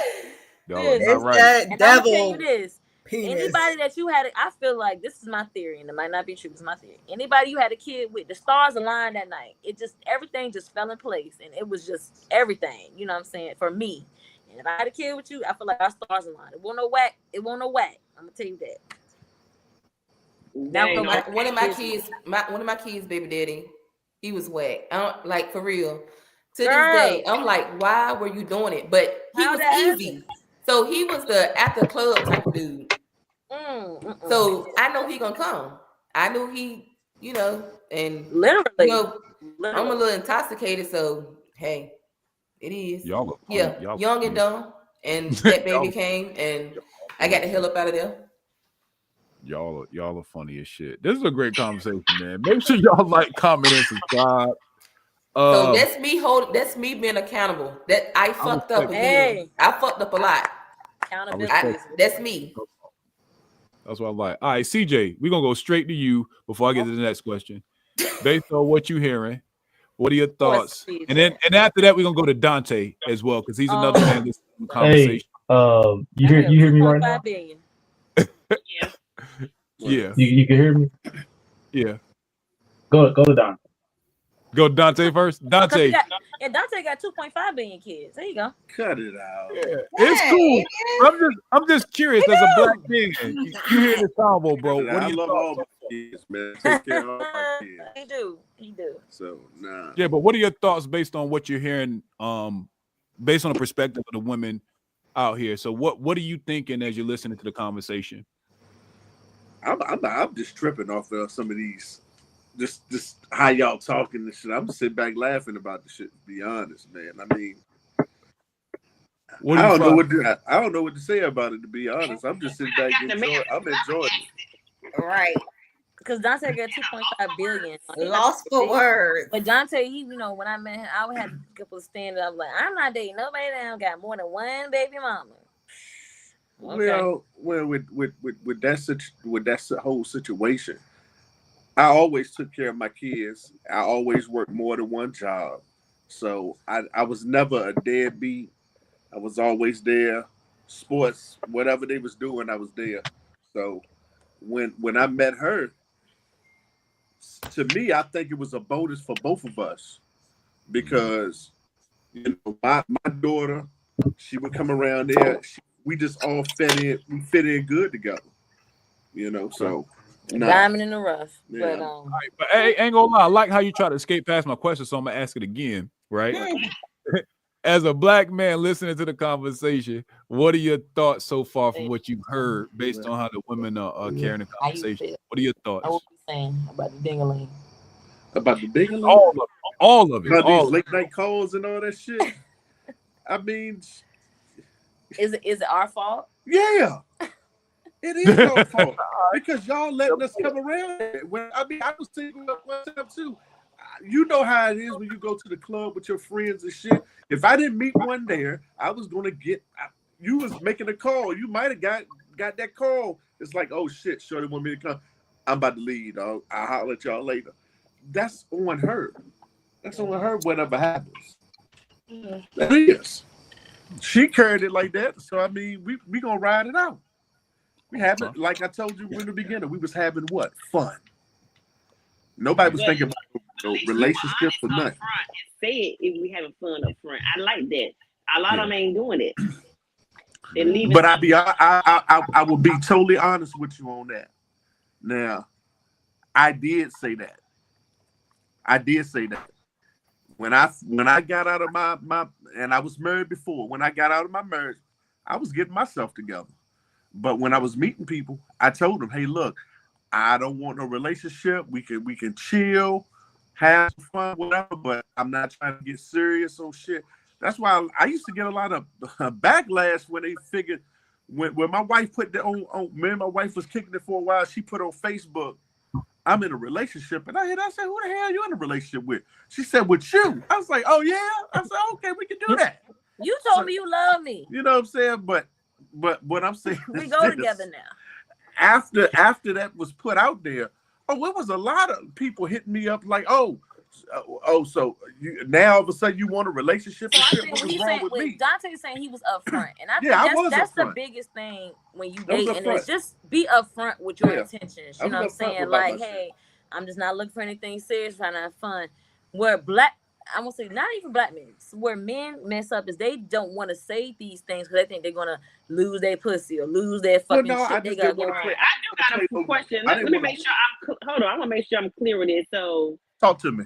And you posted on Facebook that you was in a relationship with Dante and didn't tell him. Is that what I'm understanding? No, I guess I didn't tell him because I feel like when you tell me you love me, don't we go together? Don't we? Okay, so you just said you gonna be my man. Look, because if you said you love me. You said you were in love with me. We was dating for. We were in love because love comes. I want to hear this from him. I need to hear this from him. Because I need to hear from him because this happens a lot where women would be like, "This is my man," and when the man don't agree with it, you know what I'm saying? So I'm just trying to figure out from him as a man. I agree. I definitely agree. I definitely agree because I wanted to be with her. He didn't think he called me and said, "Who are you in a relationship Yeah, with?" because I was like, "Damn!" I said, I knew we was been dating for probably about 6 or 7 months. No. Okay, so what made? Okay, all right. So then let's back it up because you said you was out here having fun with it. Did you tell her that in the beginning as well? Did I? Yes. Did you tell her that? Because you said you was up front with people. I'm not looking for a serious relationship. I'm just out here having fun. Did you tell her that? No, and I tell you the reason why. No. I tell you the reason why. Okay, yes. Because when I first met my wife, me and her talked on POF. I keep it so funky with you. Me and her talked on POF. She ghosted me, and I was trying to figure out why. The conversation was good. Ghost me. Maybe like a month later, ran into her at Walmart. And when I looked at her, I kind of knew who she was, but I'm trying to figure out where I knew you from. After that, we was talking, but no, I didn't have to tell her that because I was ready to meet somebody at that point. I just wanted to see how it was going to flow. So I didn't have to put that out there. With her, I let it go with the flow because I was interested. So how do you choose her out of all the others to go with the flow? Good question. Man, that's in my head is she was playing mind games. All right, hold on. Because I'm gonna just tell you what I'm thinking. You can correct me if I'm wrong. She played mind game, which she pulled a. No. I tell you. It was your booty. I tell you, not your beauty. No, I mean that yet, girl. Oh, hold on. He's seen that booty pop. No, hold on. Let me answer this question. No, to be honest, the conversation was good. We took our time. I respected her. I never tried to just come off and try to sleep with her and stuff. I was just trying to get to know her. I was just at that point. You know what I'm saying? So even when she ghosted you, is that what I'm understanding? You said what now? When I ghosted you. Even when she ghosted me? You were trying to do exactly what you were saying. Well, I put it to you like this. I keep it real with you. The reason why she said she ghosted me, because I had up there, I was looking for a friend. And I told her, I just felt like that's really kind of cliche to get up there and say, you got people up there on these date sites say, I'm looking for a relationship, or even I'm looking to get married. How can we get married if I don't even know you? So can we be friends first? Which makes sense. So most of those apps where you can select multiple, you can put friend and marriage or friend and relationship. Well, POF ain't had that at the time. Back then, man, it might be different now, but POF don't have friends. So I just went for the she had to see that from the beginning. But anyway, she did. I still want to know, how did you choose her? I read it, and then we had started talking, and then I had read it, and I was like, oh, looking for friends. I was like, here we go. I was like, I'm done with Maybe dating she sites. felt like that was a red flag. was And like, said, Dante. should have asked Hey, you.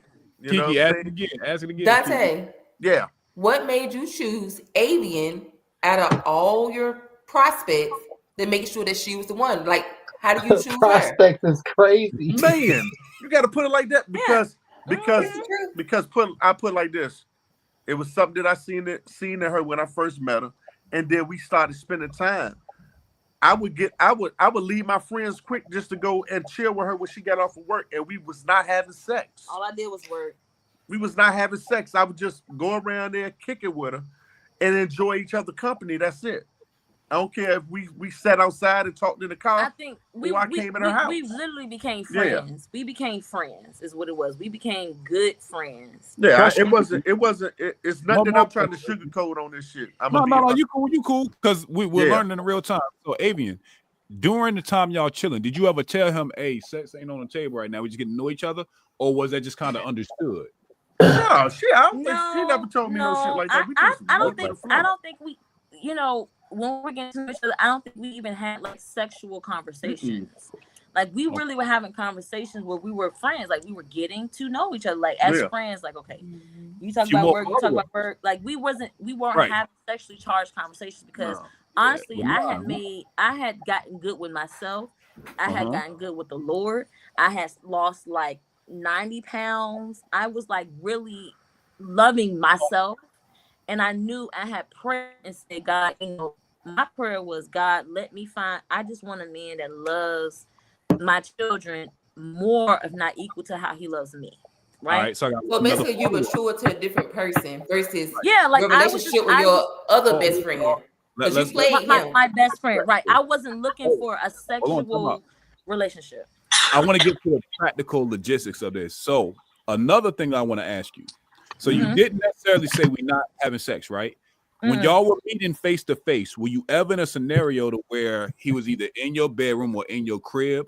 Or No, we was in the crib. I was in the crib, but because I didn't spend the night there. No, I had young children, Yeah. so I was like, I had a great mother. God rest his soul. My mother actually deceased, my father's deceased, but I had a great mother, and I'm saying this because I'm saying she did things different. Like she always had a boyfriend. She would bring boyfriends around.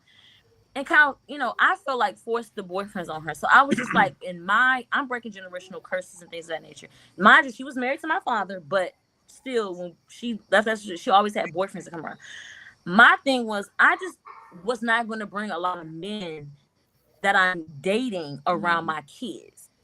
My girl, even if I didn't have any sons at the time, but my girls, I was not bringing every man around my kids. Like I was like, and so some of our dates were in the car outside of where I lived at. Once I told you where I live, now we're outside the house. Like, you know what I'm saying? It wasn't so invasive in that point where we got to that point. We were friends. I made it clear that we were getting to know each other. It wasn't sexual. Now, let me be honest with you. The reason why I'm asking for this level of clarity is because I think it's important for you all to articulate the practicality of how y'all got to I do. And I think sometimes we'll just casually talk about it.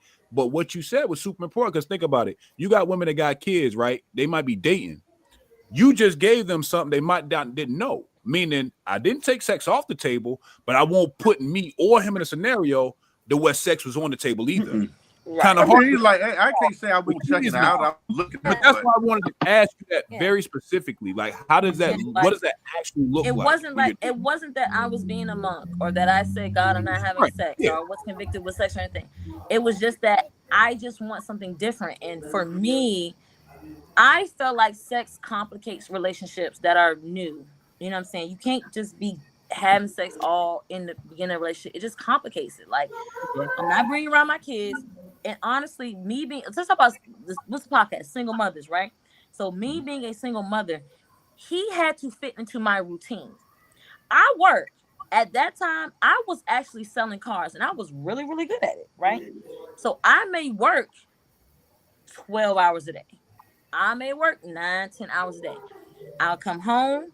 I get my kids from my mama's house. I bring them home, give them a bath, read them a book, give them dinner, and now they're in the bed.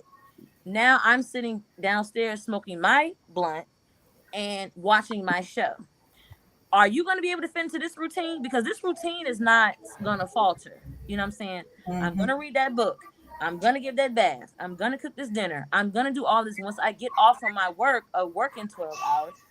So I knew I needed to meet a man that fit into my routine. If he don't fit into my routine, and because I'm the one that has kids 24/7. Ain't no other person that has the kids besides my mom or my aunt when I'm at work. They was not these particular parents that was watching them while you go to the club, while you hanging out with your friend. No. Amen. This is just me personally. I think what made you even more interesting to Dante is the fact you the one that somewhat got away. You goes to him. He was very interested in you. Then boom, you disappeared. So when he ran back across you, he was like, "Damn, I would need to find out what this girl's about." That's just me. And you can probably say no, that ain't how it happened. I was elusive. I was elusive. What was the saying? Why must a dog chase a cat? He needed something like you gave him something to go after. It wasn't like you just threw it all out there. Because as a single mother, I couldn't just throw it all. I don't have free time. Honestly, our first date, all I could do was do lunch dates. I can meet you on my lunch break.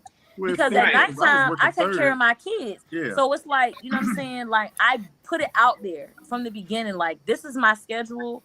If you can fit into my schedule. Amen. But I think that you fit into his schedule. Because he showed up to free some of your time. No, he showed up when I had free time. No. What I'm saying is, you're a wife now. And you're able to be a wife, a feminine wife, and be an actual woman because a man showed up. So you actually fit into his schedule. And now you have free time. So you keep saying, he has to fit into my schedule. But free time. You're right. I made free time. You're right. Absolutely. That's the better framing. So it's nothing to take away from you. But I feel like he came in to actually make you tone down some, to actually be a woman, to be a mom. Absolutely. And Dante was telling me all the time. I like how she put that. You not a nigga. Yeah. I'm like, I ain't trying to be no nigga. And a lot of men always say, "Oh, you act masculine, you act masculine, you act masculine." Not us, but in general, they say women act masculine, and it's not that we're acting masculine. It's that as a single parent, you have to be available to so many people all the time. So until somebody can actually come in to free up your time so you can actually, connect back to your womanhood, then of course you're going to look masculine. So that's what Dante did for you. So that's what I'm trying to say.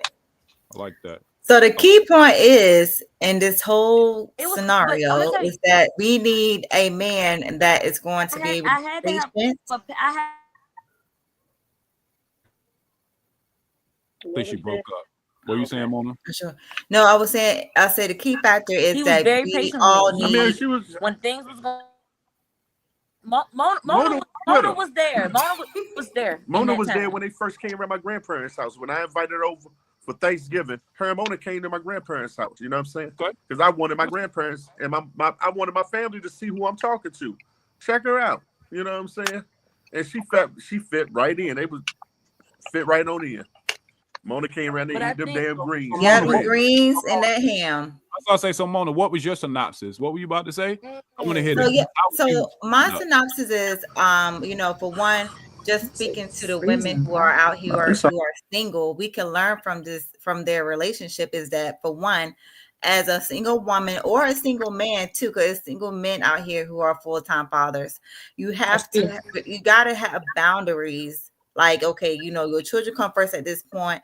And if that person is willing to work within that time, within your schedule, is very important.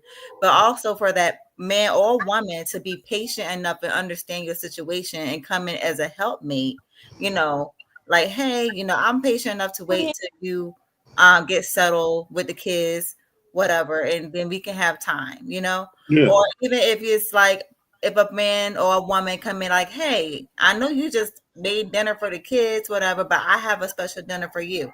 So it's like, it's almost, you have to literally look at what the person is saying, but also doing. And you set those healthy boundaries for yourself and stick to it. He made concessions. So I'm gonna keep it all the way tall with y'all. I cannot I got to keep it all the way tall with our black women that are single mothers.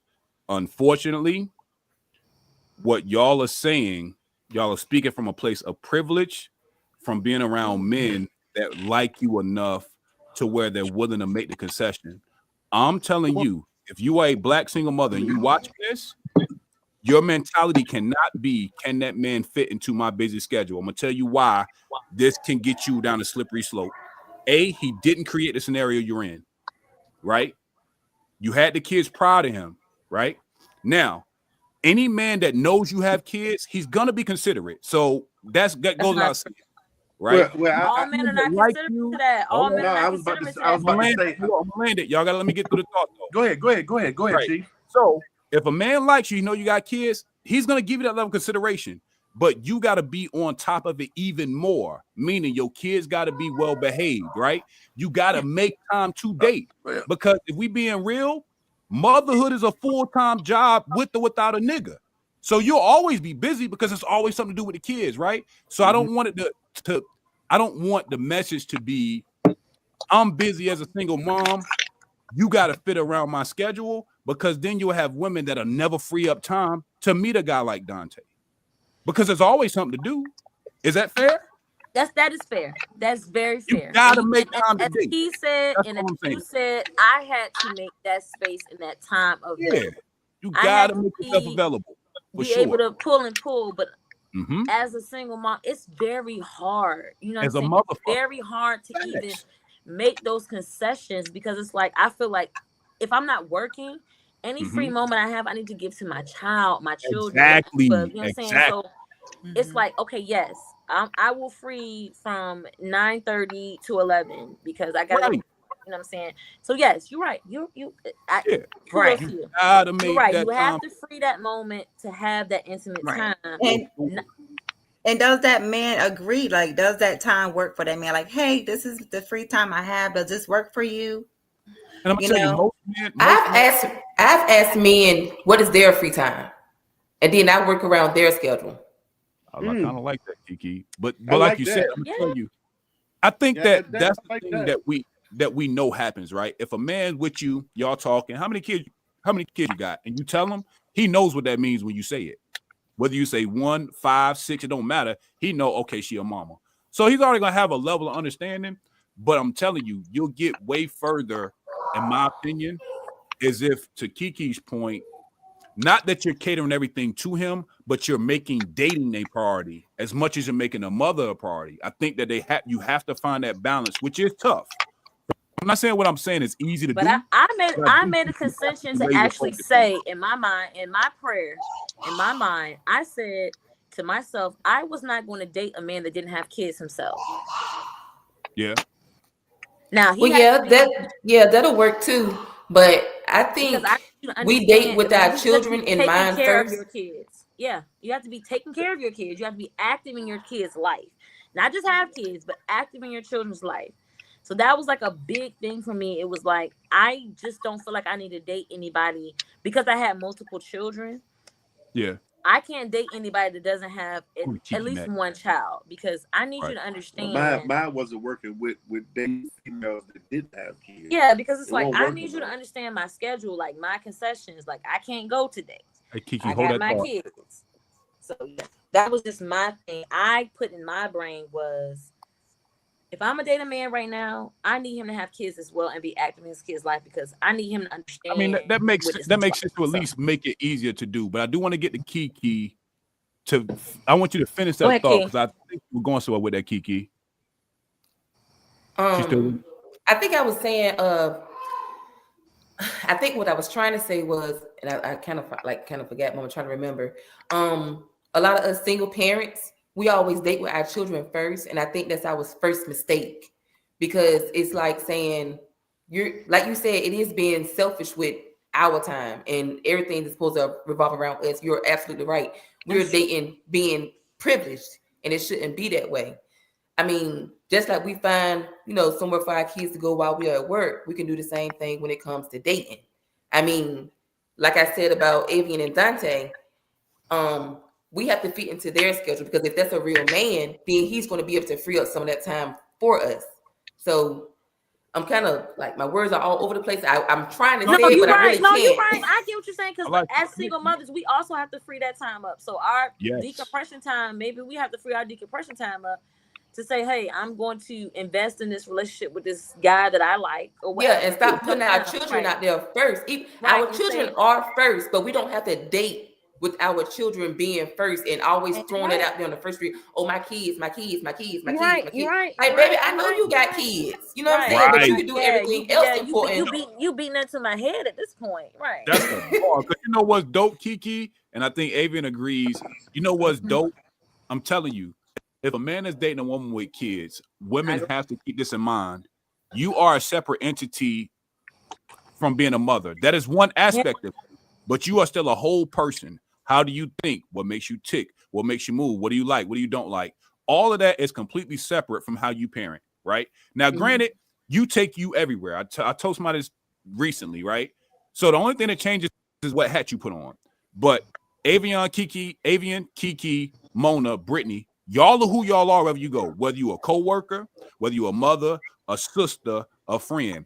Dating is just another hat, but you take you everywhere. So to Kiki's point, yes, kids are very vital, a very responsible hat y'all got to wear, but you got to make sure you have something outside of just being a mother. Right. Mama gotta have a man life that too. like you. Mama gotta have a life. Yeah, and you gotta be able to hold a conversation with a man outside of I just parent my kids all day. You're right. You are. Or you know what? And probably you don't have to share. You hit that on the number. And as a woman with children, you know, in this dating field, I don't think you should share. Well, let me see what, you know, I gotta find a babysitter. Like, you already know you gotta find a babysitter. I think you should not have to say certain things. Like, you just have to say, hey, you know, let me check my schedule. This is what works best. Like, leaving yourself, you know, you're a parent. Your schedule is being a parent. You can say, hey, let me check my schedule and see if that works for me. You know what? This actually Friday at 8 works better for me. You don't have to explain why it works better for you. Like, you know that you can have a babysitter at a time, and that's the time they can babysit. You already know it's going to cost to babysit. So yes, women have to go a little bit above and beyond single parents. I would say single parents, as far as finding a daycare, paying for a daycare, whatever, say what time works, but you don't have to explain all that to the nuances, that person. That's a fact. Because they really want to go on a date with you. Like you said, you got to grow to meet the kids anyway. So who are you, right? Let me get to know you. And again, the barrier does make sense to kind of like, all right, it's a little too early for the kids. But while we got this time together, while I freed up time, we really got to start building on something here. You got to know who I am, got to know who you are, right? Right. You got to know me without my kids. Right. You know what I'm saying? I don't want you to know the mom me. I want you to know exactly, me. Kiki. Who are you? You know, with my friends and shit like that. I want you to know who I am, what I need for you to feed into me, and what I need to feed into you besides the kids. Because honestly, you get to the point of marriage, I would say, you know, I'm very spiritual. So the relationship is always God, your spouse, you, then the kids. I mean, and not because it's that order of we fucking shitting on the kids. But them kids gonna leave though. I keep telling people them kids is gonna leave the nest. So stop revolving your whole entire life around kids. That's gonna leave your black ass. Right. But not even the fact of if you're mistreating my child, that's different, right? But if you are married, we get to this point, and that's the order.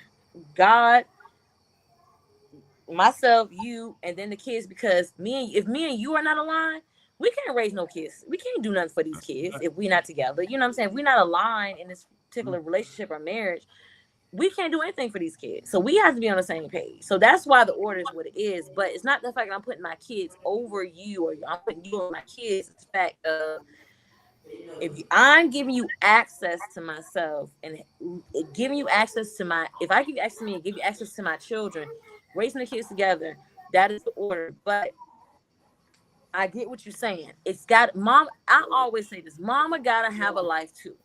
Mama gotta have her own identity as well outside of being a mom.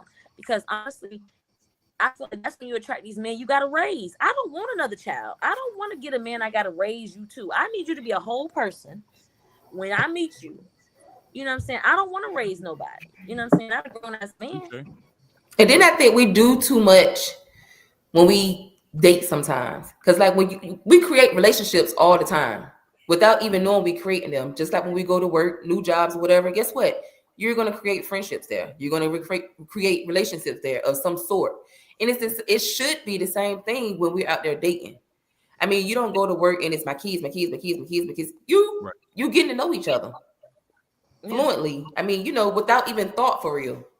Yep. So I feel like we should, consider your kids' safety when you're dating, yes, but not go head first with my kids and then me. Because I mean, they're not going to get to know your kids first. They're going to get to know you. Yeah. So and I think that's been my Achilles problem heel, too. Achilles heel for somebody that's all they do is mother. Say what? So, all I do is mother. I don't even know what to talk about. Like, oh, I got you. Yeah, there you go.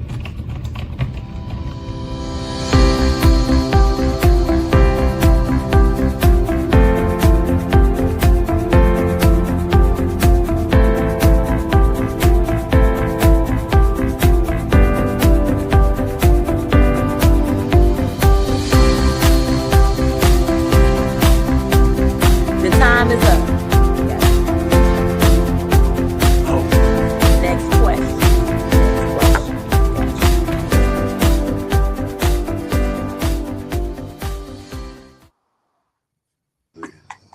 I'm weak. That's funny. Shout out to CFBR management. Moving right along to the next question. Gotcha. Shout out to HR.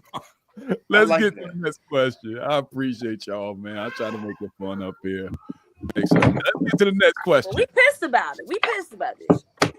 This is good. Let's go. Make sure y'all like, comment, subscribe. Next question on the docket. Let's go, Brittany, and we're gonna come around and up. So Brittany, how does unresolved baby father issues sabotage the transition to want to get married? Now, this is baby daddy issues that are unresolved. How can that stop a woman on a path to get married? I mean, you done jumped to marriage. Let's talk about our basic ass relationship. Damn, first. right. Married. Like, boom. Like, unresolved will cause a problem because, again, you got kids that's involved, and then you be dealing with another man, and then you got this same, I mean, I'm just speaking from some of them.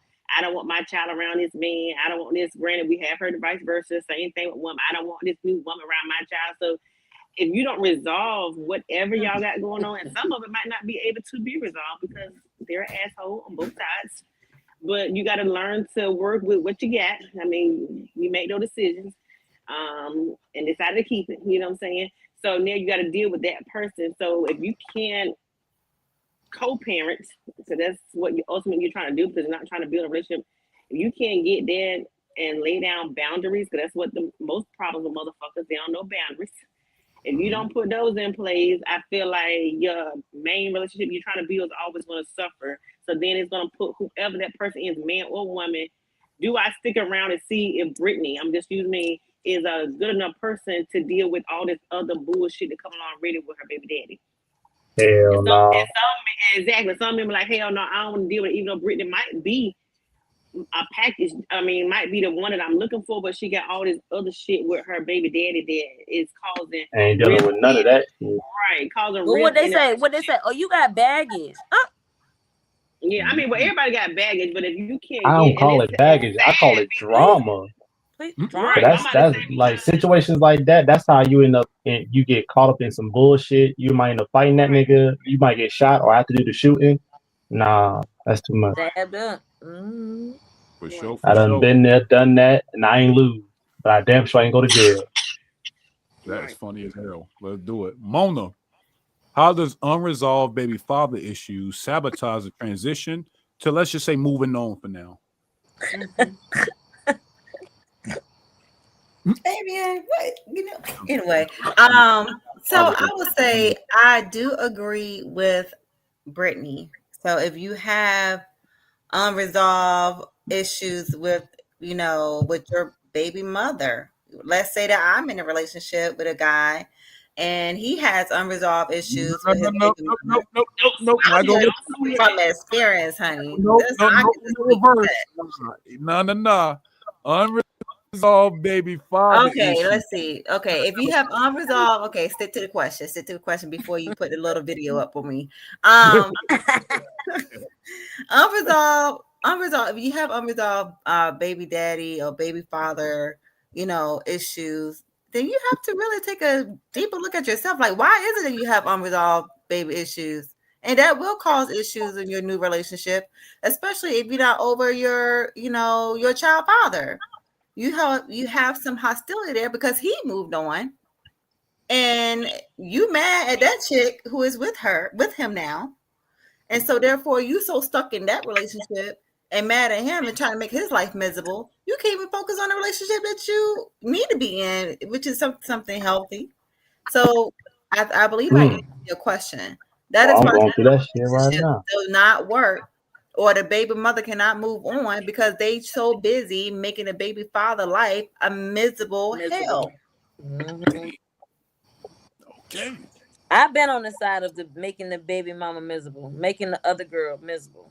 So Yes, and I will say in my previous relationship, his baby mother, the child, his children mother was so busy trying to make his life a hell. So that really then it was so, if so, now I am the person in this, and it's like, okay, now how do I handle this situation? So it's like that I'm in the middle, Okay, just got to roll. no, So y'all, it went from a 1v1 to a 2v1. like either to the woman is constantly going going to back a and forth to jet court to for something. holiday. Going back and forth to court and something. So it's like always a paper on the door. Oh Lord, we got to go to court for it this time. Yep. Mm-hmm. So you're making the baby father miserable just because you still stuck right there and don't want But him. when you making the baby mama miserable, of the baby daddy miserable, you on turn making their significant other miserable as well. Yes. The significant other is miserable. Now that significant other, like, dad, should I stick in this situation? Should I stick in this relationship? Should I stand by this person? Because it's a lot of drama here from your baby dad or baby mama. And the kids suffering the whole time. And the kids are suffering the whole entire time. Yeah, the kids are definitely what they call it, casualties of war. The collateral damage. Collateral damage. That's what I was actually thinking. Yeah, Yes. collateral damage. Yeah, in this big scheme of things, absolutely. Sure. Kiki, how does unresolved baby father issues sabotage a transition to marriage or moving on in another relationship? Kiki, you still with us? Kiki, Well, you gotta get a soundboard with the cricket sound in it. Let's go to Avian. Working. What was the question? How does unresolved baby father issues sabotage a transition to marriage or moving on in a relationship? Well, I will tell you this. My baby's father is actually deceased. His other baby mama unalived him. Damn. So I didn't necessarily have the baby daddy drama. Hold on. Rewind. What? Let's rewind. Okay, everybody says that. Okay, what's your question? No, just rewind the statement. Say it again. Okay, so my baby daddy, because he was not children, he was a baby daddy.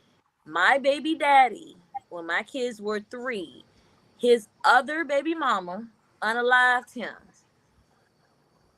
Okay. Stab. Drove him to the hospital. They had a very volatile relationship, which I said once again, I wasn't had all the full facts in the beginning, and what they had going on, whatever. I had the twins, and then she was upset, and then he moved back to where he was from, and then she was upset, and then they used to argue and get drunk and fight all the time, and then she had unalived him. Damn. They was Bobby and Whitney? No, they were worse than that. He was unalive. Bobby is still alive. Whitney. I mean, they can still be Bobby and Whitney. They just pulled through. Fatal Attraction. They had a very Fatal Attraction show. Yeah. She was one of those, when that song came out, bust the windows out. She was busting the windows out the car. Like, she was very crazy. And I actually told him, I said, you know what, she's going to kill you one day. And lo and behold, There's power in the tongue. It's power. Yeah, in you what- manifested that nigga death. That's crazy work. Well, I manifested a lot of No. things on him. I manifested a Was lot of she things on him was that she did was not she happen. But charged? this particular Was she thing that did charged? happen, Was she charged with she it? went to jail, but she Okay. was not charged because he was not a model citizen. Okay, he was not a model citizen. This nigga was illegal? She went and she got out because she said it was self-defense. Now, I've said a lot of egregious things to him. I mean, I won't repeat it because we are on live. I've said a lot of things to him that were not appropriate. He's never been violent towards me. He's never showed me violence. But she says that he attacked her and she stashed him. But she also drove him to the hospital. He just succumbed to his Wounds. Okay. wounds. Okay. He didn't even make it to 30 years old. And where they from? Milwaukee, which is like Chicago area. Oh hell. They not investigating people that are not model citizens. So Yeah. as I said, I didn't have the baby daddy drama.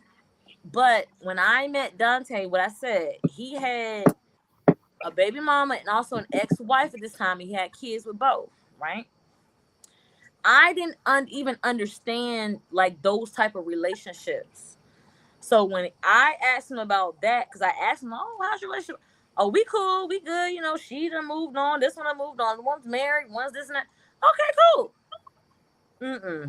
No. I mean, it's No. It's cool Until you see me. until some stuff pop up. Until you see me and see our relationship or whatever we had going on. And then there was a lot of drama that had transpired throughout that relationship.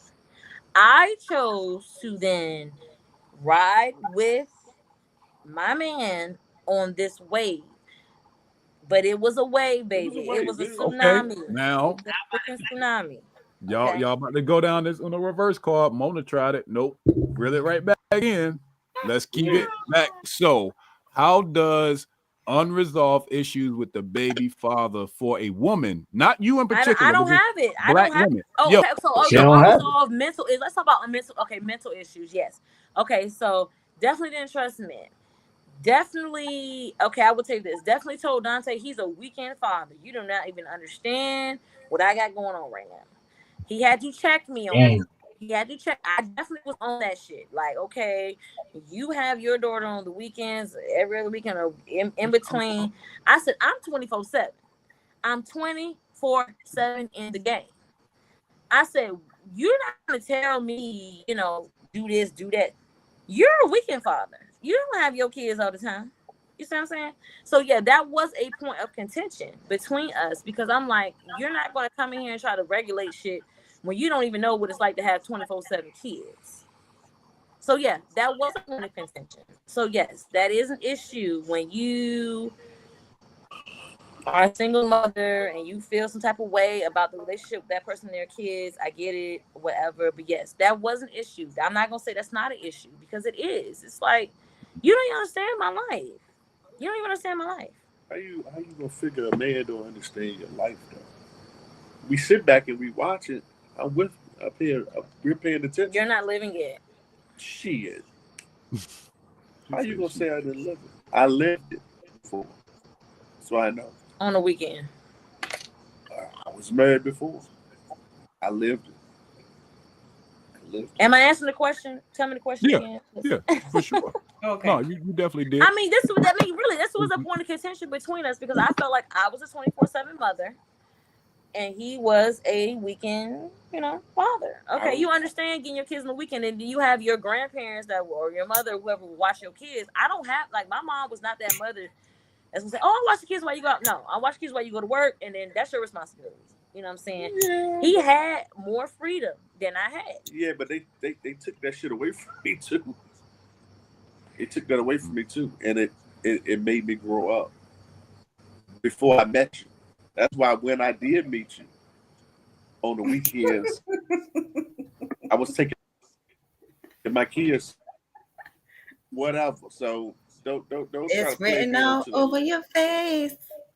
You don't have to say this is a deeper conversation. I mean, yeah, for sure.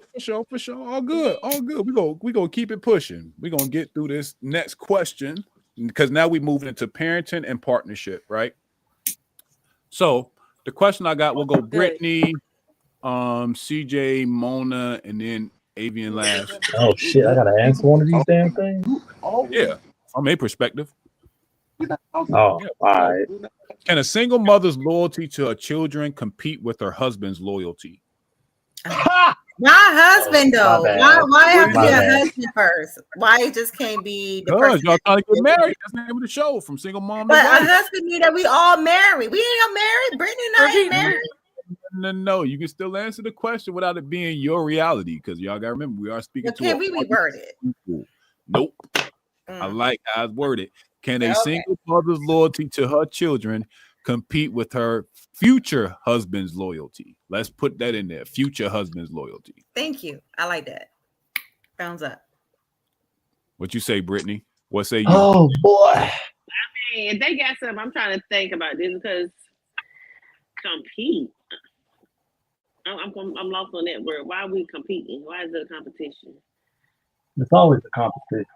What would they prioritize first? Always. What should be their priority? Transitioning priority to trying to get married. I mean, it should be the man if they're trying to get married. I mean, that should be their priority. And does that always is the case? Probably not. But I mean, that's what it should be. Okay. Got you. CJ, what you think? We'll go Mona and then Avian. Can a single mother's loyalty to her children compete with her husband's loyalty? The word in the beginning says can. I'm gonna say yes, it can. Should it? Should it? No. Good. What's the priority? But it can. It definitely can. And in most cases, it's definitely muddy water. So what's the priority? What do you think the priority should be? At the end of the day, you put husband. If you just leave it with just husband, I'm gonna say the loyalty's gotta lean towards the husband over the kid. But you gotta future get to the husband meaning husband. that he's not Before officially the husband. Before the husband. But okay, so if it's future husband, I ain't gonna lie to you, he's got to get priority. I'm gonna be real. Now, if you got the mindset of making this man a future husband, then at some point you gotta shift that around though. But if y'all ain't officially done that, I ain't gonna lie, that loyalty gotta remain with the kids, because at the end of the day, they hers before he is. Okay. Mona, what you think? Can a single mother's loyalty to her children compete with her future husband's loyalty? Good question. I would say that for your future husband, can it compete? You should definitely, if you're working towards marriage, then you should definitely, put your future husband first. But it really depends on like, what do you do if your future husband disrespect your children? How do you work through that? Do you still marry that person, knowing that future husband disrespect your children? Where does the loyalty lie? Probably has been some red flags along the way. So if it's already started this way and you don't see where I'm just a counselor or anything hasn't made any changes in his demeanor or whatnot, it's only gonna get worse, especially if the child is still underage, is gonna be in the household with y'all too. He's not like 18, about to go to college, and you won't really see him that much. I would say that. But even after 18, you still remain a mother. You still remain that mother to that child. I don't care if you're 18, 30, 40. I mean, I'm still your mother, but you're not married to your child. You still, you know what I'm saying? That's not who you're married to. So you supposed to raise a child in a way that goes so he can depart from it. So that way you show him what he need to do. And so when he's off on his own or she's off on her own, that's what they do. Not know, that's the problem with some relationships. My stepmama this, my stepmama that. That stepmama, my mother-in-law this, my mother-in-law that. Baby, let that man go. He got a wife now. You know what I'm saying? You are not his priority. So the same thing with your child. Your child is not your priority after he turn 18. Yes, you're still a mother, can help him out, but that is not your priority anymore. So say that question again. Can you repeat the question? Yeah, can a single mother's loyalty to her children compete with her husband or future husband's loyalty? It's a fine line for me. I mean, I know I'm the married one, but it's for me, it's like if you pre-marriage, if I see that you and my child have a point of contention, that's going to delay the marriage. That's going to delay the relationship for me. But hold on. You got to talk about the shit that you actually been through. We never had that problem. We didn't, but I'm just saying we didn't have it. But if we did have it, that would be a point of contention for me. I wouldn't. I just like, for me, if I when I was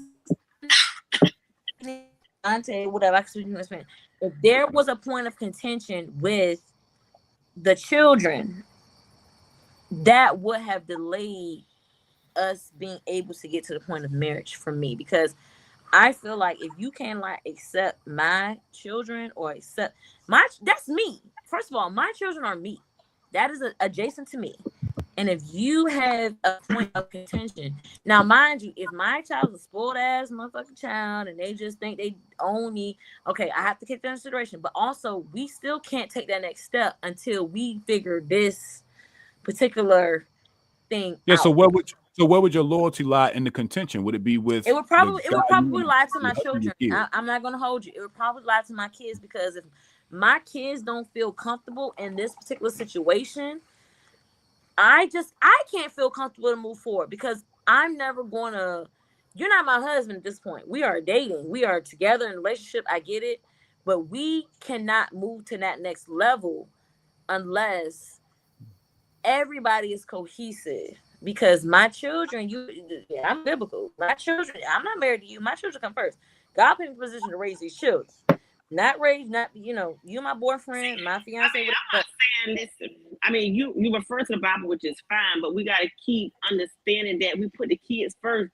That's we not do. in the Bible. We have to. So what I'm saying is, you keep saying, I mean, I'm biblical too, but when you keep saying, well, God says this, but God said marriage first, then kids. We didn't do anything. Yeah, but I'm saying, you're saying if we're not married at this point. So we're getting to marriage.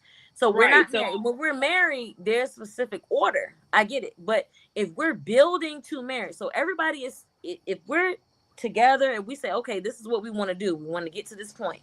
I get it. But it's also things that everybody has to show and prove. And if there's a point of contention with you and one of my children or some of my children, we got to work that out before we even take that next step. Because when we get to that next step, I don't have room to choose, right?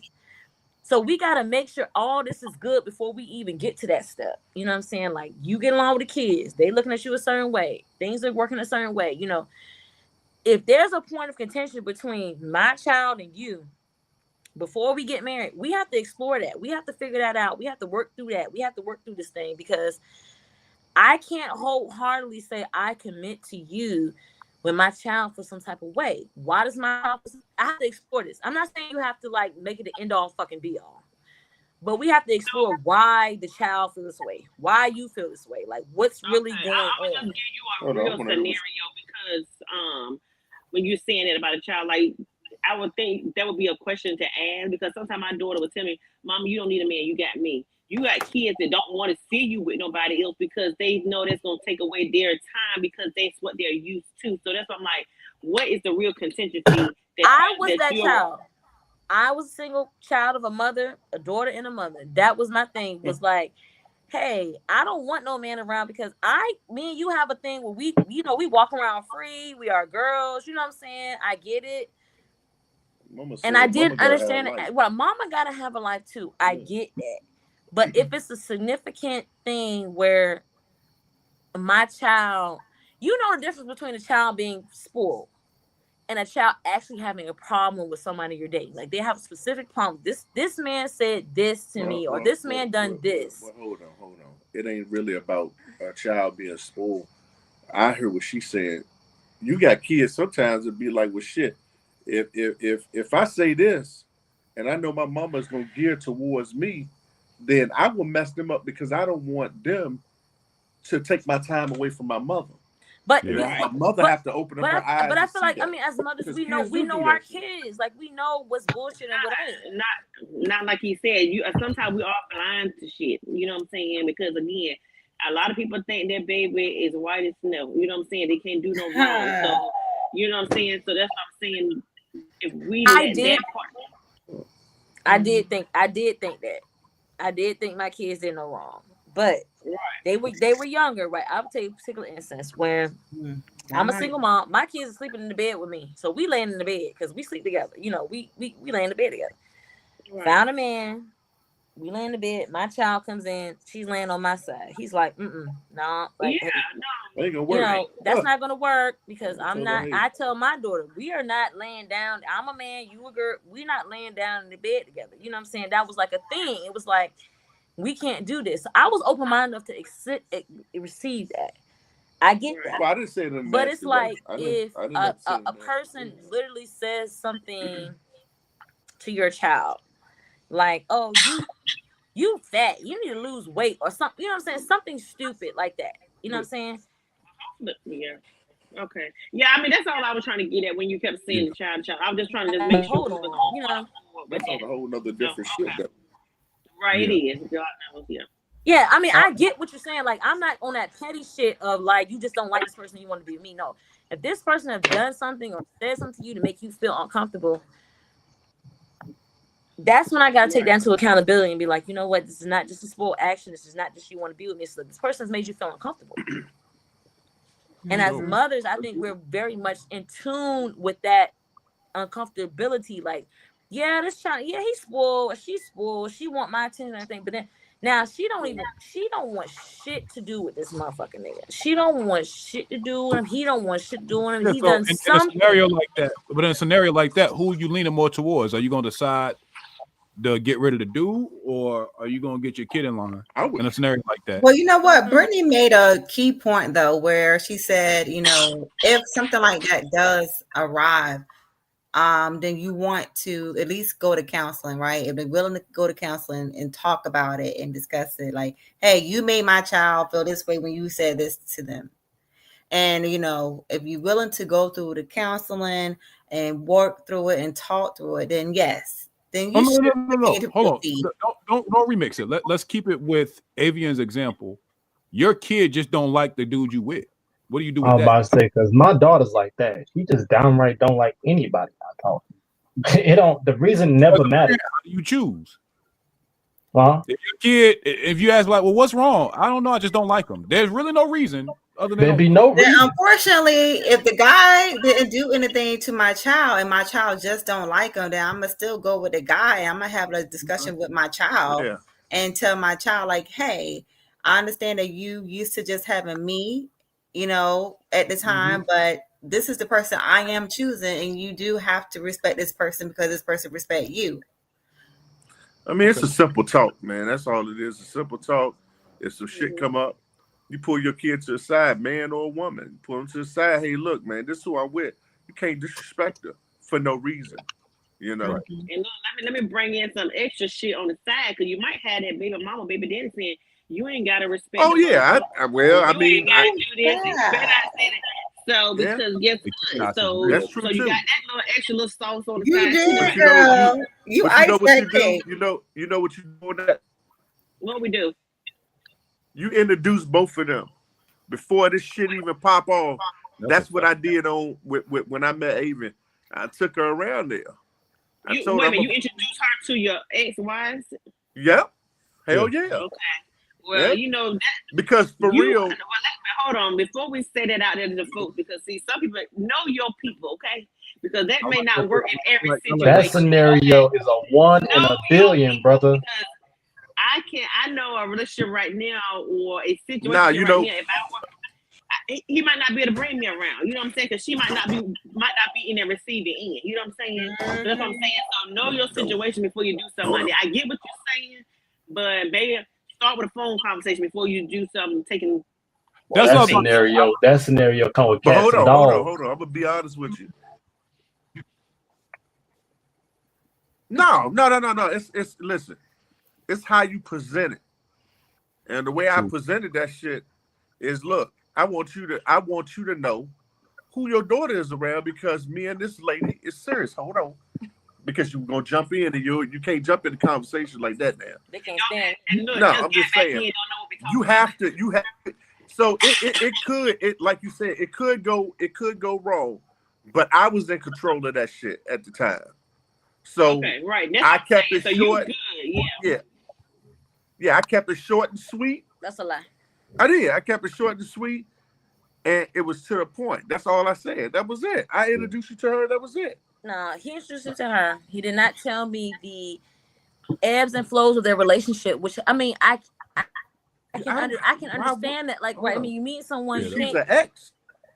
Kill him on that. You know what? I wish they signal on acting up. It sounds like it's getting good. Have the back. Yeah, I didn't have the backstory or whatever because like I said, I didn't have a baby daddy.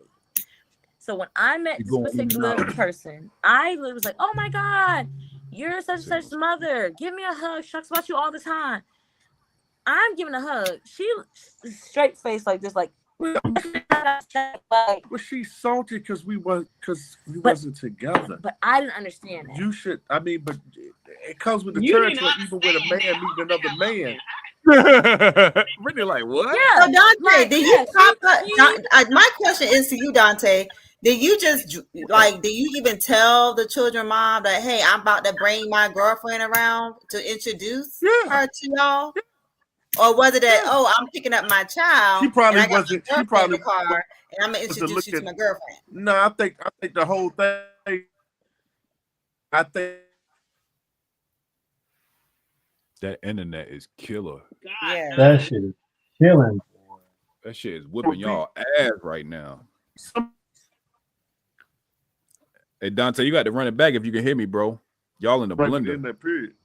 Verizon is acting up.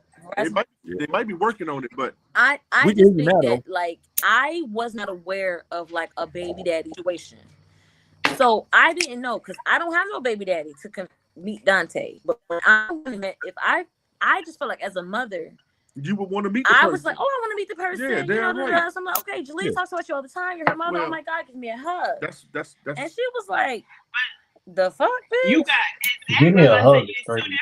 Yeah, to give a hug is much crazy. But I'm just saying, you got two I different things. You got some like I get it now. Okay, you have to realize you have the man. Okay, she don't. Okay, you have the man. She don't. So her whole perspective is like, oh, she's sizing you up. Oh, go ahead. So this is who he left me for. This. Yep. That's what she's doing. That's why she showed her face. She had. So my thing was she had a man. Don't matter. All of them. First that of all, don't matter. These baby mamas have a man. It don't matter. So that don't matter. All y'all got a fucking man. It don't matter. So if y'all got that a fucking shit man, don't matter. Why the fuck you mad at me? No, it doesn't matter. You know why? I got more than one ex. You still more than want one my ex nigga. to this day. More than one ex to this day. I could 1, 2, 3, 4. 4 exes I know to this day that while they were in relationships, if they found out I was in a relationship, had a problem. All 4 reacted damn the same way. The only one that did it worse is the one that pulled up to the house. That's the only one that was different. Had a whole nigga, but found out I had a girl and came to the crib.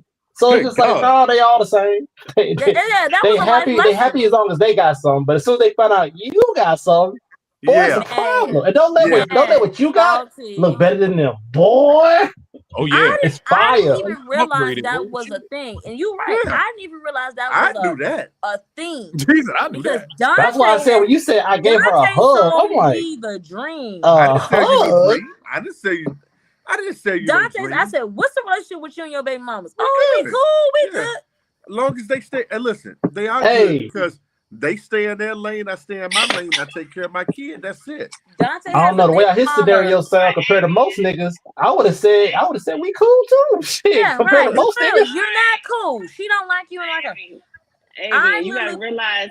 A man cool and a female cool is 2 different things. Okay. Yeah, so it is. Yeah, that's a good point. Right about that. Because in all mine, and I know Dante will think about it like this. Shit, I ain't got no busted motherfucking ties. She ain't at my house. I'm seeing my kids. She moved on. We cool. Cause we cool. She ain't fucking Was crazy. that the case? No, but the whole thing is she had Was a man. the case? That chick ain't never been in my house. Dante, one of Dante's baby mamas, literally, first time I met her, I was pregnant. That's right? That's a She whole literally other different picked matter. up her chair and That's a turned whole her other chair different like matter, this sis. on I'm me. gonna be honest with you. A whole Turn her other different matter. Turned her chair, picked up her chair and turned her back to me. I didn't even know she was mad. How you not know she was mad? You saw her turn the chair. Till we took the kids to a particular place, so like a not a Chuck E. Cheese, but another like a Chuck E. Cheese. And I'm sitting there. First of all, his mama's sitting there. Is this your first child? Yeah, this is the only child that we have together. No, she asked him, was it the first child with her? Yeah. He has 2 kids. I got 2 kids with her. No. I'm sorry. I was asking this one. I didn't know y'all only had 1 child together, but I'm saying so her seeing you pregnant is what done it. I mean, clearly she was triggered. I didn't know. Yeah. I didn't know she was triggered. She picked up her chair, turned it to the back so she could sit to her back to me. To the point where she was sitting towards the bathroom, and I'm looking at her like, "Girl, you looking at the bathroom?" I mean, I didn't act like that with her husband. Are you just? We all good. I was like, Dante, she's upset. It was just for me. It was an eye opener to the whole. I don't give a damn if she's upset. Baby mama, she's over here like a happy, cute Labrador. Unbothered by everything. Like she's just unbothered. I was like, this is actually honestly, me and Mona, I introduced Mona to her first baby daddy. He was my friend. I had met her, whatever. I introduced her first baby daddy, right? They end up getting together, having my Bookie Bop, my oldest godchild, beautiful son, whatever. Either way, I didn't even really know about baby mom, baby dad till I seen their relationship. Damn. This freaking Wi-Fi. Every time she sounds like she talking something crazy, the Wi-Fi destroyed him. Management will be making another video. I ain't playing with y'all. Oh God. Just off the Wi-Fi, low. They be both about to cook something up, and then Wi-Fi be like, you nope. No, some shit like I was stuck in the middle on some shit. Like, this is my home, my new bestie, and like he did try. Oh man, she did react. But that's like it's breaking up because probably our children are what? They 1 year apart. I bet she's still going. I don't even think she realized exactly. it. Probably is not making I'm sorry. Our kids are 1 year apart, but that's when I first seen like the baby mama, baby daddy relationship, and I was just like, oh shit, like, yeah, like, listen, man, that's some shit. You see this.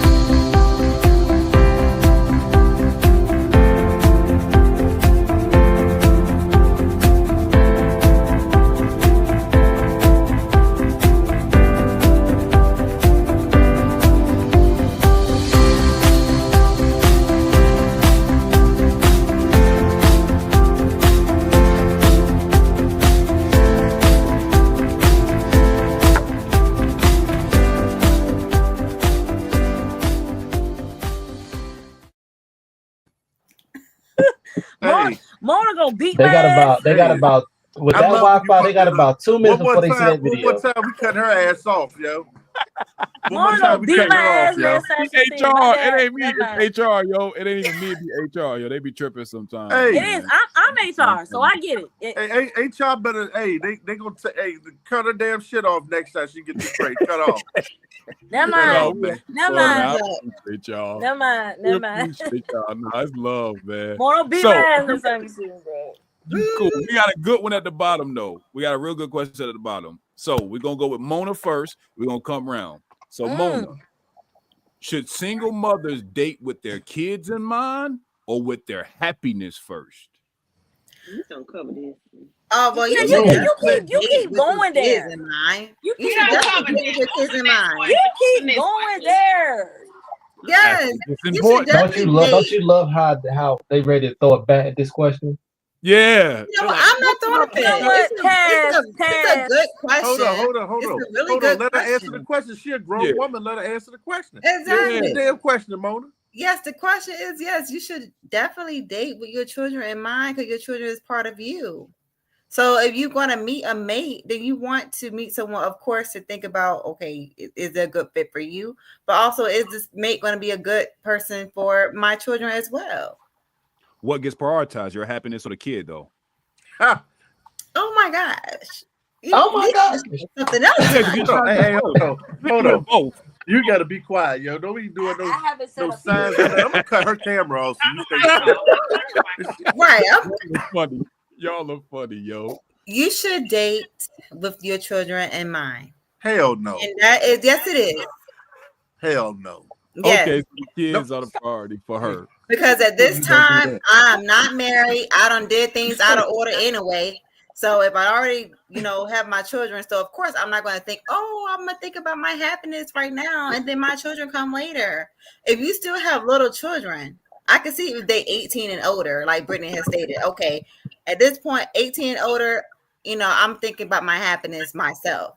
But if they are under age or 18 and you still got to take them to school or whatever, you still taking care of your children, then you do have to date with your children in mind.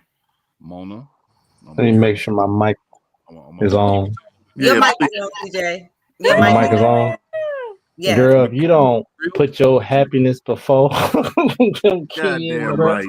Because you know what's gonna happen. I'm gonna tell you what's gonna happen. You gonna choose them kids, right, over your happiness. At some point, you're gonna build a resentment, and more likely it's gonna lash out on that man before it lash out on them kids. Ain't nobody got time for none of that shit. I done been there. Fuck. If I'm going to date, I have to consider my children. If I'm dating, Hold on. Listen how crazy that sounds. Hold on. Listen how crazy that sounds. I've been quiet majority of the show. No mother, notice how I'm saying that. No mother is not in no shape, form, or fashion not considering their kid. Right. So the fact that you're saying, am I going to have my kids in mind or my happiness? The kids are borderline guaranteed in the equation. They're guaranteed in there. Right. It's the fact that, are you also thinking about your happiness, or are you just prioritizing the kids only? You can literally do both. If the motherfucker got a decent job, a decent personality, the kids are already borderline in a safe place. Say something to the kid. Well, you tackle that. You tackle that when it happens. They gonna see your ass to HR. What if somebody treat the kid a certain way? That's what I'm saying. What if somebody treats the kid a certain way? Let's just say the kid. No, if somebody treat the kid, no matter what scenario you about to give me, if they treat the kids a certain way that's not to your liking, you leave. That's not gonna help your happiness. Yeah. The simple answer is you're gonna leave regardless. So when the question says, should single mothers date with their kids in mind? The kids are in mind no matter what. It's a trick question. So now you got to decide: are you only going to prioritize the kids, or are you actually going to consider your happiness? Okay, now pick this man. Hold on. There's women that literally will date a man just because he got finances, so they can help the kid, but they don't think about their own happiness. Where's HR? Okay, now we gonna get HR. What if hey, you can get HR all you want. I don't talk enough on this damn show. Like y'all over here really fighting against your happiness. For school. No, pause. First of all, let Mona clarify the damn answer, okay? There you go, Mona. Dang, HR's coming. One day, HR's coming. All right, cut that shit right now. Let me answer my question and clarify myself. Be real. When I say that is real. When I say now, what you said, CJ, is a good point. Is yes, you are going to think about your children, but also what you said is now you broke the question down. Furthermore, you broke it down. Now, when you said the second part of the question, I'm only going to date and think about my kids only. No, but am I going to? It's two questions. Yes, I'm going to prioritize my children as I'm dating because I do want myself to be happy, but also I got to make sure this person align with my children and my values as well. I have something special for you. I got Man, something Stroud about to throw a monkey wrench at Joe. No, I got something special for. Hold on. That's what you're doing? Oh no, please go on. Keep going, right? So you gonna carry your ass up to make podcasts and you drove up You ordered that number 2, didn't you? You got the fries, the shake, then you added bacon to that nothing burger. Why'd you do that? But keep eating it though, because we here for it, right? But do your thing.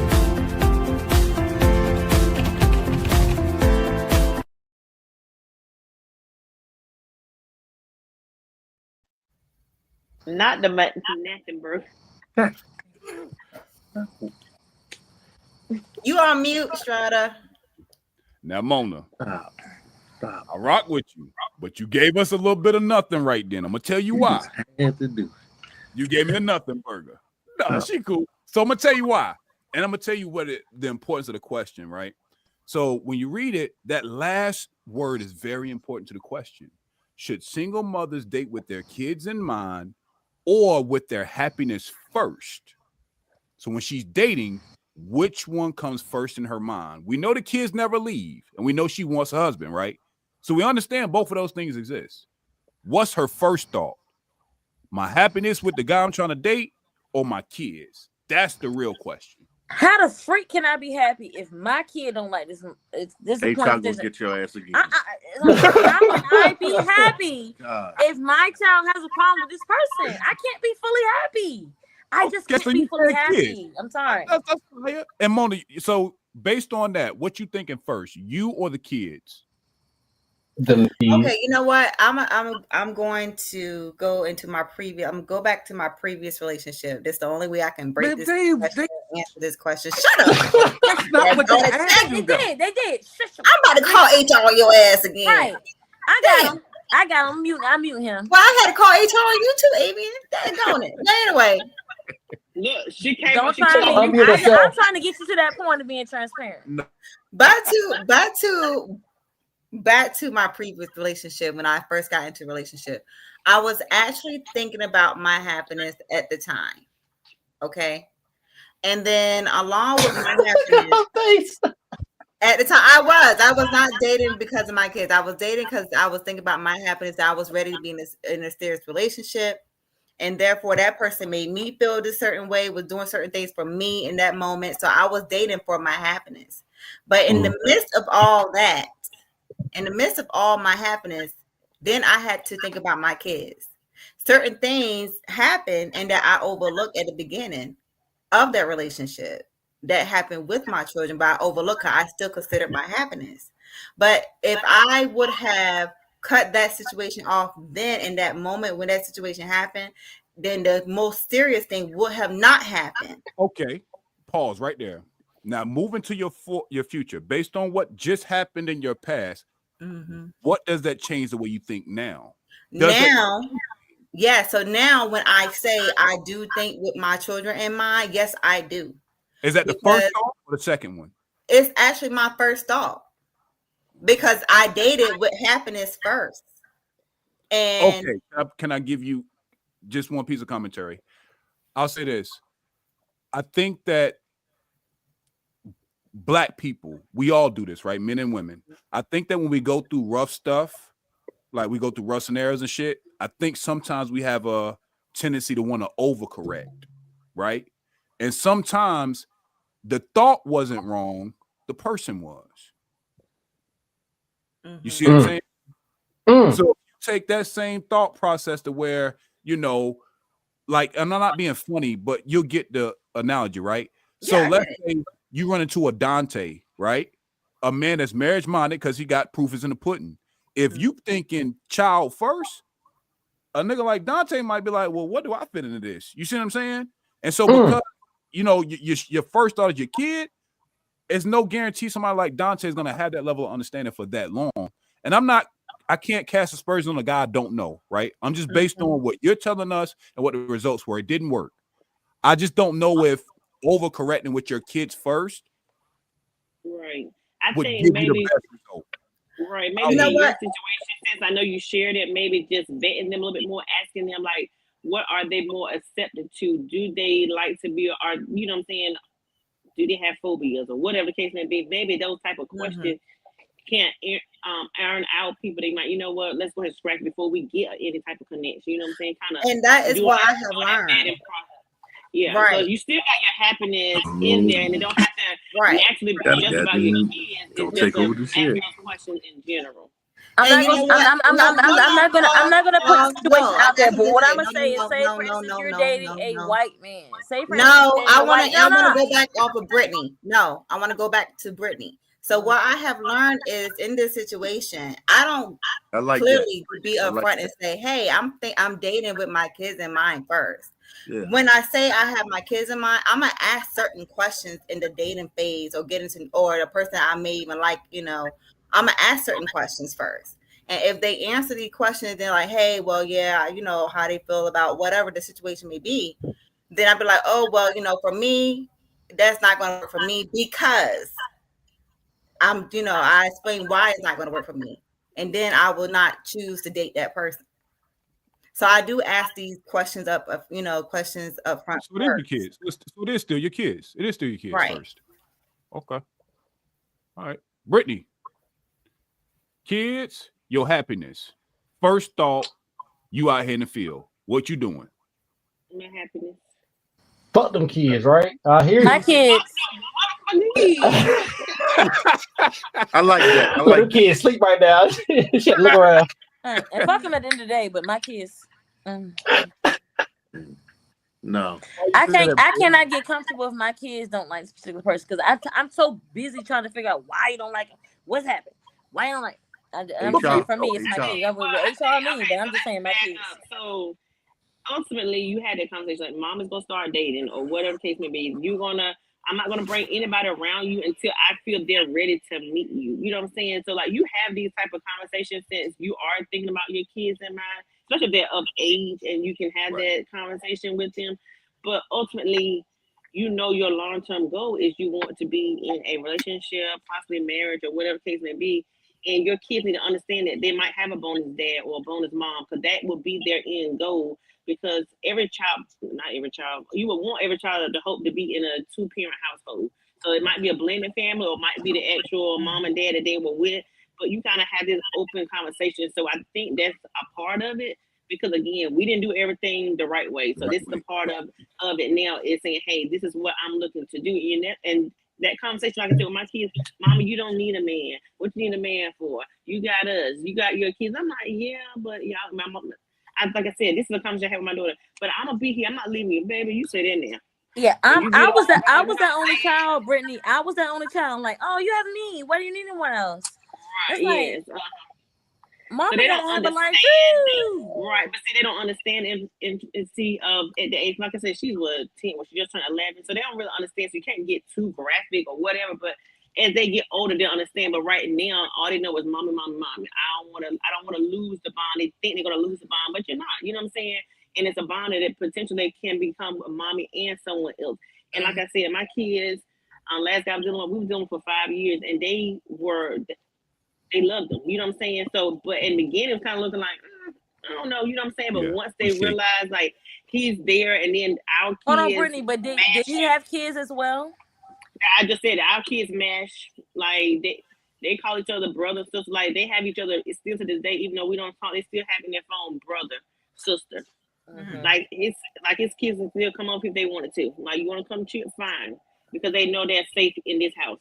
Can I ask you a question on that fact, Brittany? So if you're in that situation where y'all have meshed y'all families at some point, y'all have made a connection, y'all have meshed y'all family, blended y'all families, but necessarily get to marriage, but like have blended your families, because that's very, very freaking big, right? Yes. And so my question is, so if y'all separate, how do you maneuver that relationship? Like, everybody break up. My bad. You know that's not how that shit gonna work. But no.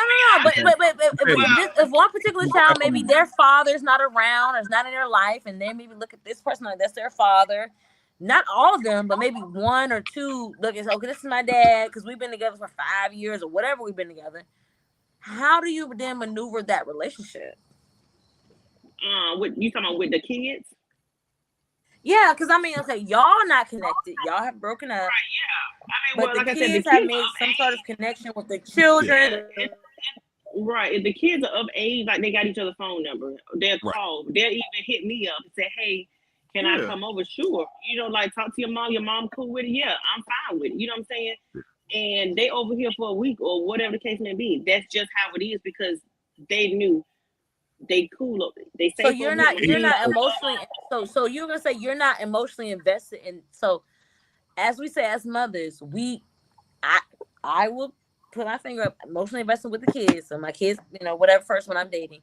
But if the kids are not, so if the kids are emotionally invested in this man, they're calling him dad or whatever, they don't have a father figure, this is their father figure, then can you separate that situation? Well, they ain't never go that far, so I really can't speak on that part of it. But it was a little heartbreaking when they was like, "Oh, dang," you know what I'm saying? Because again, we did things together, but I just let them know things didn't work out. You know what I'm saying? Not the way I wanted to.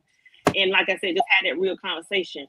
Now with the kids, I had already told. I'm just speaking on the older son. I was like, "Hey, I'm still here. So if you want to ever come and chill me, I'll let it be known. Like just because we didn't work, don't mean I'm cutting you off because you know what I'm saying." Our bond goes way past that. So That's solid.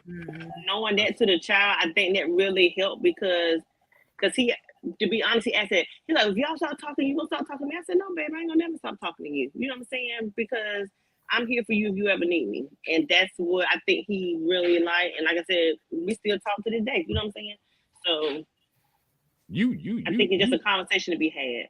You finessed that one real good. But I think age does matter, Brittany, because I ain't gonna Yeah, lie. it does. Age matters. Age matters because, like you said, they might be old enough to where they got cell phones, they can talk to each other. So I understand what you're saying. You can't. It'd be no different than your children having friends that come over. You would do the same treatment. So it ain't nothing special out of the way.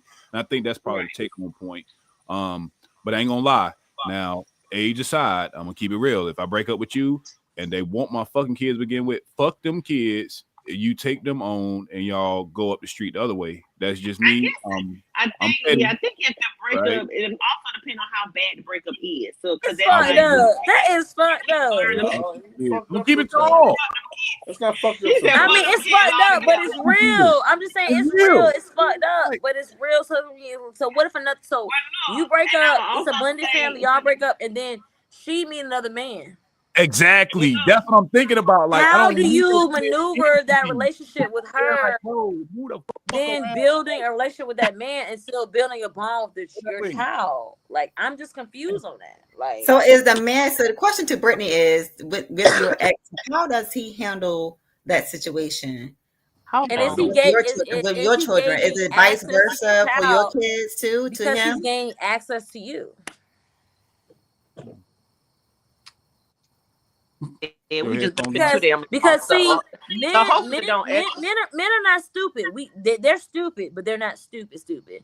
Like they know, like okay, she's investing in her kid, but I can gain access to her by being accessible to her kid. What you say, Brittany? Boots on the ground, boots on the ground. Where them fans at? Oh, we got a habitual line stepper in this motherfucker. Hey, you should probably listen to the moderator.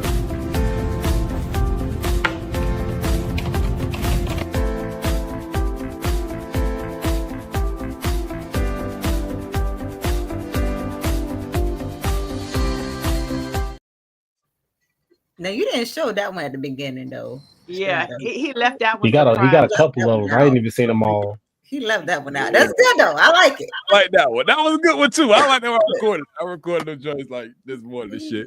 But no, I fuck with y'all, man. Y'all, I appreciate y'all taking it lightly, man. But I don't like. I'm gonna keep it real. The reason why I got those clips is because I like when we flow in conversation. I'm not really the moderator. But like, hey, y'all, shut the fuck up on this panel. Like we all grown. You know what I'm saying? But I do want to make sure she answers those questions though, because Avian and Mona, y'all asked her a question at the same time. We did. So I wanted to give her a chance to respond to what she wanted. Yes, we did. Sorry, Brittany, we did. It was like boom, boom, boom. Go ahead. Yeah, I couldn't hear, and I don't know if it's gonna be echoing since I don't have no AirPods. I'm not gonna stay on long, so I'm gonna answer y'all 2 questions, and I'm gonna exit. So, Mona, what was your this question? But go ahead. Okay, all right, Mona, what's your question? Don't exit. No. So, Brittany, my question was to you. Now I know that you are receptive to the children, his children, but is it vice versa for your children to him? Well, I would say me being a nurturer as being I would say you motherly, you know what I'm saying? I was more so like give me the kids, you know what I'm saying? So if he wanted to, I'm pretty sure yes, but he wasn't that type, you know what I'm saying? So it was always other way around. And I think I don't know if it's avian question, it was about the children, about cutting ties. You gotta realize most time the kids are with their mother. That's why I said so if the mother was fine with the child coming over, it was fine. I didn't have to deal with him. It was the mother. That's why I said, is your mom okay? I don't care if your daddy are cool with it or not. Is your mama cool with you still coming over here to see me? You know what I'm saying? Spending time with me and my kids. You know what I'm saying? That's how I looked at it. Because I'm not dealing with the daddy anymore. You know what I'm saying? It's the mama that's gonna have the final say so. That approach. I like that approach. Okay, You know, good. That's That good. makes sense. That's fire. I like that. Well, y'all, we have hit close to the 3-hour mark. It's been a great show. We probably gotta have a part 3 messing with y'all, but I've enjoyed You're this. gonna have to have a part 3. Yeah, because we ain't even get through, but like maybe another theme. We Okay, got well, like ask one more question. Ask one last question. hell no, No, Abby, because we're because gonna be here till you 11 hold o'clock. us for Ain't a messing whole with nother y'all. hour. No, ma'am. No, I'm not doing this with y'all. Okay. HR, yo. HR. HRs will be back, Yeah, but we would because definitely part 3. Beauty and Black is coming on tonight, so I got We got stuff to do, right? But listen, I appreciate y'all hanging out. But I do want to get everybody's final thoughts. Put a bow on the whole conversation we had. We'll go Mona, and then we'll end with our beautiful married couple at the bottom. But just give your final thoughts on the show, the stuff we talked about, what you learned, and what you want to leave with the people. Mona, the floor is yours. Final thoughts would be when you are a single mother out here, make sure you are doing your self-healing. Then also make sure that you keep your happiness and, keep your happiness too. Like you have to be happy. If you're a happy mom, then the children are going to be happy too. And if the children have a problem with that man and the man is respectful to the children, hey, just have a talk with your child. Everything going to work out and be just fine. I pass it. I like it. CJ, wrap it up. What you got, bro? Damn. Women are the official controllers of sex. So all this whole thing about he need to wear a condom, he need to know how to pull out. Shut the fuck up. Y'all need to just either wear the condom or don't have sex. All that other shit sounded dumb as hell to me. But I'll let y'all rock that because it's supposed to be a female show. I'm only here because I was off today. But that was bullshit. all in one. Shout out to the married couple for her being supportive of her man when he had little shit going on with one of the baby mamas or whatever. Shout out to them because some women would just fall up to the heel. So respect to that shit. Salute. Mona, don't let your homegirl send no more men to you. Just find you another man. Hopefully he work out better for you because whatever she said last time, obviously it didn't work out. So next I time, ain't seen no man there, motherfucker ass. No, she said she said a nigga to you. Whoever baby daddy number one I was. found that guy myself. Yeah, that's crazy work. That's her own medicine. Brittany I'm gonna be bring him on Brittany, the so podcast. You I have to hope Brittany interview him. just step on a Lego tonight. I ain't worried about Brittany. Yeah, overall the show was great. Y'all was entertaining. If the married couple come back next week, God, please get another Wi-Fi setting because every time y'all was about to cook and say some entertaining shit, Wi-Fi literally put y'all in a blender, and then y'all got back when the conversation was over with. It was just like, damn, y'all was saying so much. I feel like Verizon. It was just like I'm like Kiki. Verizon is putting shit in the ground right now. I'm like Kiki. Verizon is doing shit. Look, the Wi-Fi gonna mess up on them right now because you trying to talk. But other than that, man, overall great show. I'm glad to see y'all people, man. It's good to see y'all. For sure. Brittany, what you got? Mine is short and sweet. Fuck them kids. Focus on your happiness. Okay? Happiness. Okay? That's it. Crazy word. You ain't never lied. You ain't Let's go Avian and then Dante. Piggyback fucking kids, but girl, don't say nothing else because I don't know what top of your future. You know, I don't know what your future on the whole night. My women, there you go. prioritize your future and stop letting niggas make you dickmatize and shitmatize and whatever the fuck they're doing. Prioritize your future. Man, That's get my out of thing. here, man, with that shit. Be aware. You got Dante. Be self-aware. What you got, Dante? Y'all funny. Nah, at the end of the day, all I got to do is, hey, put your happiness before them damn kids. Because them kids is going to be your kids. I still got to be happy at the end of the damn day. I'm sorry about that shit. Kids, I'm going to throw bows on them. Hey, look, I got to be happy too.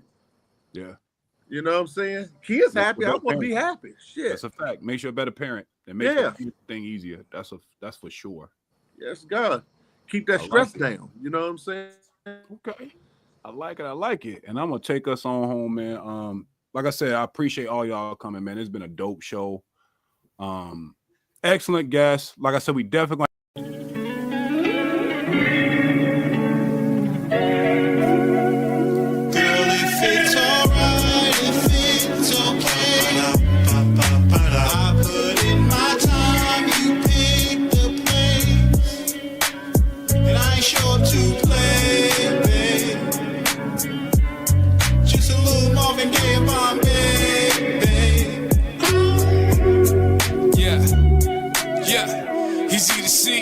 but she hard to find.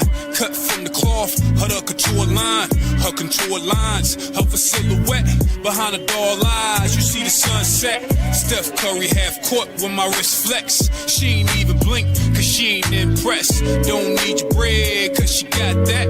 Need a hustling hand, she provide that. Haven't seen a mind that resides in the face. With a body up your game, she a whole upgrade. Fuck with shorty, she hit you with the whole up face. Yeah, she from the hood, so she know all the game. She know how you jug, know when you straight. She ain't got a lot of time to fuck around the waist. Fingers intertwined with the hands of time. For this moment, baby, you could be mine. If it's right? Alright, if it's okay.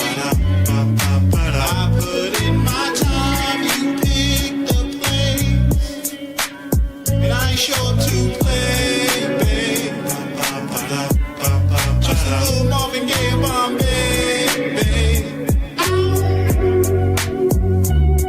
With your chillin' persona, double cup marijuana, what heaven's bringing together. Let no man bring us under. The night's almost over, and the cover's upon us. And I'm digging you deeper, you whisper dig a little further. I'm digging inside the crevices of your mind. Your third eye screams and climax with mine. So for the first time, I'm so goddamn high. My pineal gland show me love is blind. Makes you soft behind with the high divine. Pluck and suck your grapes straight from your insides wine. Are we coming or going? Too tight to the side, I'm deeper inside, gliding side to side. So you match my mind and I match your fly. Heaven watch you move, this is a hell of a night. So the vibe is right, potent and strong. Pompeii, put some Marvin on.